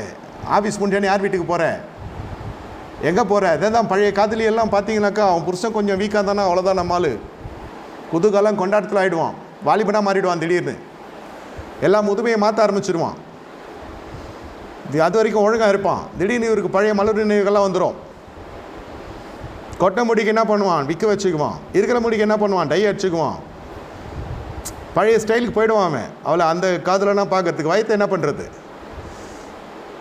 தம் கட்ட முடியுமா, வயிற்ற கட்ட முடியுமா, வாயை கட்ட முடியுமா? அதான் நிரம்பி வழியுது. அதுதான் இந்த ஒரு வேஷம் இருக்கும். பார்க்குறப்பே கண்டுபிடிச்சிடலாம். இது ஒரு ஸ்விங்கில் இருப்பான். ஃபோனை தனியாக எடுத்துன்னு போவான், ஓடுவான், பேசுவான், தனியாக சிரிப்பான், அந்த ஃபோனை பார்த்துவான், மெசேஜை பார்ப்பான், யாருன்னா வந்தால் மறைச்சி வச்சுக்குவான். இந்த முகர கட்டை பார்த்தாலே தெரியும் இது எங்கேயும் மாட்டின்னு இருக்குது. இவருக்கு நினைப்பு என்னன்னா, எங்கேயுமே சிக்கலை, நம்ம உத்தம, எல்லோரும் ஏமாற்றிட்டோம். இதெல்லாம் வேதம் என்ன சொல்லுகிறது? அவள் வாழ்க்கையை அவளுடைய வாசலில் கிட்டி சேராத, சேர்ந்தா என்ன? சாலமோன் வச்சுருந்தானே இன்னும் 1000 பொண்டாட்டி, தாவீது இல்லையா? இதெல்லாம் பேசுவாங்க. விசுவாசிகளுக்குள்ளே இது இருந்துச்சுன்னா யார் செய்யலை, இது அவன் செய்கிறானோ இல்லையா அவங்க அம்மா சொல்லும், இவன் ஒழுங்காக இருந்தால் எப்படி அவன் இப்படி போகிறான், இப்போ கூட சிஸ்டர் நல்லா இருக்கிறாங்க அதனால் நீங்கள் நல்லா இருக்கிறீங்க, நம்மளும் வேறு இழுக்கும். இந்த அம்மாங்கெல்லாம் இருக்குதுங்களே, பொல்லாத சந்ததியார். வேதம் சொல்லுது இல்லையா, பொல்லாத சந்ததியார். இதாவது புள்ளை பண்ணுற தவிர கூப்பிட்டு கேட்குறதுக்கு அது துப்பு இல்லை. ஏன்னா அவன் காசில் இது வாழ்ந்துன்னு இருக்குது, பத்தாவதுக்கு இது பென்ஷனும் கொடுத்துன்னு இருக்குது. எப்படியா மருமகளை சிரமப்படுத்தணும். அவளுக்கு அந்த இவன் ஏன் போகிறான்றது. நீ போகாத, சேர்ந்தால் உன் மேன்மை அந்நியருக்கும் உன் ஆயுஷன் காலத்தை கொடூருக்கும் கொடுத்துடுவாய். நீதிமொழிகள் 5:9. அந்நியர் உன் செல்வத்தினாலே திருப்தி அடைவார்கள், உன் பிரயாசின் பலன் புறத்தியாருடைய வீட்டில் சேரும். எல்லாம் அவங்க மக்க மனுஷெல்லாம் வந்துடுவாங்க. கர்த்தர் எங்களுக்கு வாசல் திறந்தார். அதுங்களுக்கு அதான் சொல்கிறேன், தேத்துறோம் அது சூடு சோறனை எல்லாத்தையும் வாங்கி சாப்பிடும். ஏன் உனக்கு நட்பின் அடிப்படையில் கேட்டால் கொடுக்குறாளா உனக்கு மாதம் காசு? உனக்கு அடிப்படை அஸ்திபாரமே பாலியல் தாயா. எனக்கு கூட உன் மேலே ஒரு ஆசை தாண்டா இருந்துச்சு அந்த காலத்தில், ஆனால் சொல்ல முடியல, எங்கள் வீட்டு பிரச்சனை, நானே வந்து சொல்லியிருப்பேன். அவ்வளோதான். இவன் மனைவி மறந்துடுவான், மக்களை மறந்துடுவான், குடும்பத்தை மறந்துடுவான், ஆண்டவரை மறந்துடுவான், ஆலயத்தை மறந்துடுவான், எல்லாத்தையும் மறந்து இவன் அப்படியே போயிடுவான். அவன் பறப்பான். இவன் பைக்கு ஓடுறதா தெரியாது, சாவி இங்கே வச்சுடுவான், இங்கே வச்சுடுவான். எவ்வளோ கேஸ் பார்த்தாச்சு. இது அப்படியே உயரத்தில் பறந்ததும் பார்த்தாச்சு, இது உழுந்து வர்றதும் பார்த்தாச்சு. இதெல்லாம் போய் மாட்டினா குறைஞ்சது 15 வருஷம் நீங்கள் வெளில வரத்துக்கு. சத்தியமாக சொல்கிறேன், 15 வருஷம் 10 வருஷம் இந்த மாதிரி சிறைப்பிள்ளை மாட்டினா. முதல்ல பீக் ஹவர்ஸ் போகும். இது நல்லா இவங்க பாஸ்வேர்டு அவங்களுக்கு தெரியும், அவங்க பாஸ்வேர்டு இவங்களுக்கு தெரியும், இவங்க கார்டு ஏடிஎம் கார்டு அவங்ககிட்ட இருக்கும். காட்சியில் சவரச்சனைலாம் போய் சரீரத்தில் வியாதி வந்து ஒருத்தி சொல்லியிருக்கா, என் புருஷன் பெரிய ஒரு விபச்சார கல்லன், இவர் ஆறுதல் படுத்த போனார். நம்மால் அவன் பொல்லாத ஒரு துன்மார்க்கன், வேசி கல்லன் அவன் புருஷன், இவர் போய் ஆறுதல் படுத்த போனார். அவன் தான் வேசி கல்லனாச்சே, எவ்வளோ சேர்ந்துருப்பானே, எல்லா நோயும் எடுத்து ஏற்றிருப்பான். தெரியுமா? இல்லை, தெரியாது. இதெல்லாம் மெத்தப்பட்ச மேதாவிங்க ஒன்று. அதுதான் வேதம் சத்திரம் சுருக்கமாக சொல்லா, வீட்டை சேராத. யார் வீட்டுக்கு போகிற நீ? சம்பளம் வாங்கின்னு வேலை முடிச்சோன்னு யார் வீட்டுக்கு போகிற நீ? திரும்பி வருகிற பொழுது பாவத்தோடு வர்றது மட்டும் நினைக்காத, நோயோடே வர்ற. அதை எட்டு வந்து இங்கே பார்க்கிற குடும்பமே நாசமாகுதா? இந்த மாதிரிலாம் போய் 5 வருஷம் 10 வருஷத்தில் செத்தவங்களாம் இருக்கான். எய்ட்ஸ் வந்து ரொம்ப நாள் கூட இல்லை, ஒரே கேர்ள் ஃப்ரெண்ட் தான், போதுமே. அது ஊரே வளம் வந்ததாச்சு. அவன் புருஷன் போயிட்டு வந்திருக்கான் இல்லையா, வேசிகள்லாம் இருந்து, அவன் கொண்டு வந்து அவன் மூலியமாக அந்த நோய் அதை அப்படியே ட்ரான்ஸ்ஃபர் பண்ணான். இங்கே இது பணம் மட்டும் போகாது, நான் அன்பு பகிர்ந்து கொள்கிறேன், ஆயா பகிர்ந்து கொள்கிறேன்னு போய் கடைசியில் போய் நோயை வாங்கிக்கின்னு வந்து கடைசியில் எவன் ஜாலும் அது சேமமும் வராது, செழிப்பும் வராது. இப்போ சொல்லுவீங்களா மருமக சரிந்து அவன் ஏன் போகிறான்னு? இதெல்லாம் நியாயத்திற்பு வீட்டு வாசலில் வந்து நிற்கும். வேலை செய்ய மனது இல்லாது இருந்தால் சாப்பிடக்கூடாது என்று உங்களிடத்தில் இருந்தபோது உங்களுக்கு கட்டளையிட்டோமே. 2 தெசலோனிக்கர் 3:10. கையின் பிரயாசத்தை நீங்கள் சாப்பிடணும், பிரயாசம் பண்ண, உழைக்கணும் ஐயா, உழைத்து சாப்பிடணும். பவுல் சொல்லுகிற சொந்த சம்பாத்தியத்தில் நான் சாப்பிட்டேன், உங்களுக்கு பாரமாக இல்லை. யாதொரு வேலையும் செய்யாமல் சிலர் வீணாய் சுற்றி கொண்டு இருக்கிறீர்கள் என்று கேள்விப்படுகிறோம். இப்படிப்பட்டவர்கள் அமைதியோடு வேலை செய்து தங்கள் சொந்த சாப்பாட்டை சாப்பிட வேண்டும் என்று நம்முடைய கர்த்தராகிய இயேசு கிறிஸ்துவினால் கட்டளையிட்டு புத்தி சொல்லுகிறேன். தெசலோனிக்கர் 2:3-12. இந்த மாதிரியெல்லாம் கேர்ள் ஃப்ரெண்ட் வந்துச்சுனாக்கா அது அடிப்படை தேவை கேட்காது, ஆடம்பரத்துக்கு ஒன்று யூஸ் பண்ணிக்கும். நீ ஜெபம் பண்ணி உபவாசம் இருந்து சிறுமைப்படுத்தி தாழ்த்தி பரிசுத்தப்படுத்தி கிருபை பெற்று அபிஷேகம் பெற்று தேவனுடைய வார்த்தை பெற்று அநேகருடைய ஜபத்தினால துதியினால ஸ்தோத்திரத்தினால போய் வேலை செய்கிற, வெளிநாட்டுக்கு போகிற, சம்பாத்தியம் பண்ணுற, அவள் ஒரே நிமிஷம் தூக்கிடுற பற்றியா ஒன்று பிடிப்பு எதில் இருக்கிறது? அந்த காலத்தில் நிறைவேறலாம், இந்த காலத்தில் நிறைவேறுது, அதெல்லாம் ஒன்றும் இல்லை. அவன் பணத்தை திருட வந்துக்கிற பேய் அது. திருடவும் கொல்லம் அழிக்கும் வருகிறான் வேறு ஒன்றுக்கும் வரான். அவளுக்கு 1000 பிரச்சனை இருக்கும், அது உன் பிரச்சனை இல்லை. குடும்பத்தை பாரு, கர்த்தரை பாரு, கையின் பிரயாசம் ஆசீர்வதிக்கப்படும். இந்த மாதிரியெல்லாம் போய் மாட்டினீங்கன்னா அதோட சம்பாதியமே போயிடும். அவ்வளோதான், சம்பாதியம் போயிடுச்சுன்னா தூக்கி போட்டு போயிடுவா. உன் கண்ணெதிர்க்க வேறு கூட போவா, தாங்குவே நீ? அவளோட காம்ப்ளிமெண்ட்டு, லைஃப் லாங் காம்ப்ளிமெண்ட்டு. உனக்கு எய்ட்ஸ் வியாதி, பாலியல் நோய் வந்துடும். உனக்கு வராதுன்னு நினைக்காதீங்க, நான் சாப்பிட்றேன்னு நினைக்காதீங்க. மனைவிக்கு துரோகம் பண்ணுறவன், கணவனுக்கு துரோகம் பண்ணுறவங்க, இவங்கெல்லாம் ரொம்ப கஷ்டப்பட்டு நான் பார்த்துருக்கேன். உங்கள் முடிவுகள்லாம் ரொம்ப வேதனையாக இருக்கும். நான் பயமுத்துறேன்னு நினைக்காதீங்க. இது நியாயத்திற்பு. கர்த்தருக்கு பயப்படுற பயம் இல்லைன்னா இதெல்லாம் வந்துடும் வாழ்க்கையில். ஆகையால் எல்லா பகுதியும் கர்த்தருக்கு பயப்படுற பயம் என்றால் என்ன என்பது 4 பகுதிகளாக போட்டு, வெள்ளிக்கிழமை, சனிக்கிழமை, ஞாயிற்றுக்கிழமை, மொத்தம் 4 பகுதியில் போட்டு எல்லாம் பிரித்து ஆராய்ஞ்சு மேய்ஞ்சி நல்ல ஒரு தியானத்துக்குள்ளே கர்த்தர் நடத்த கிருபை செய்தார். கண்களை மூடி கர்த்தரை நோக்கி பார்க்க போகிறோம். ஆண்டவரை ஸ்தோத்தரிக்கிறோம். இந்த மாலை ஆராதனையிலே எங்களுக்கு கர்த்தர் கொடுத்த படிப்பினைக்காக ஸ்தோத்திரம். கர்த்தருக்கு பயப்படுற பயம் என் கையின் பிரயாசத்தை ஆசீர்வதிக்கட்டும். இன்றோடு எல்லா சாபங்களும் உடையட்டும். இயேசுவின் ரத்தளிக்கிறோம், இயேசுவின் நாமத்தில் பிதாவே, ஆமென். என் ஆத்துமாவே கர்த்தரை ஸ்தோத்திரம், முல்லை பசுநாமத்தை ஸ்தோத்திரம். ஆத்துமாவே கர்த்தரை ஸ்தோத்திரம். கர்த்தரை சகல உபகாரம் மறவாது. ஆமாம். கர்த்தராகிய இயேசு கிறிஸ்து கிருபையும் பிதாவாகி தேவனுடைய அன்பும் பரிசுத்த அன்பின் ஐக்கியம்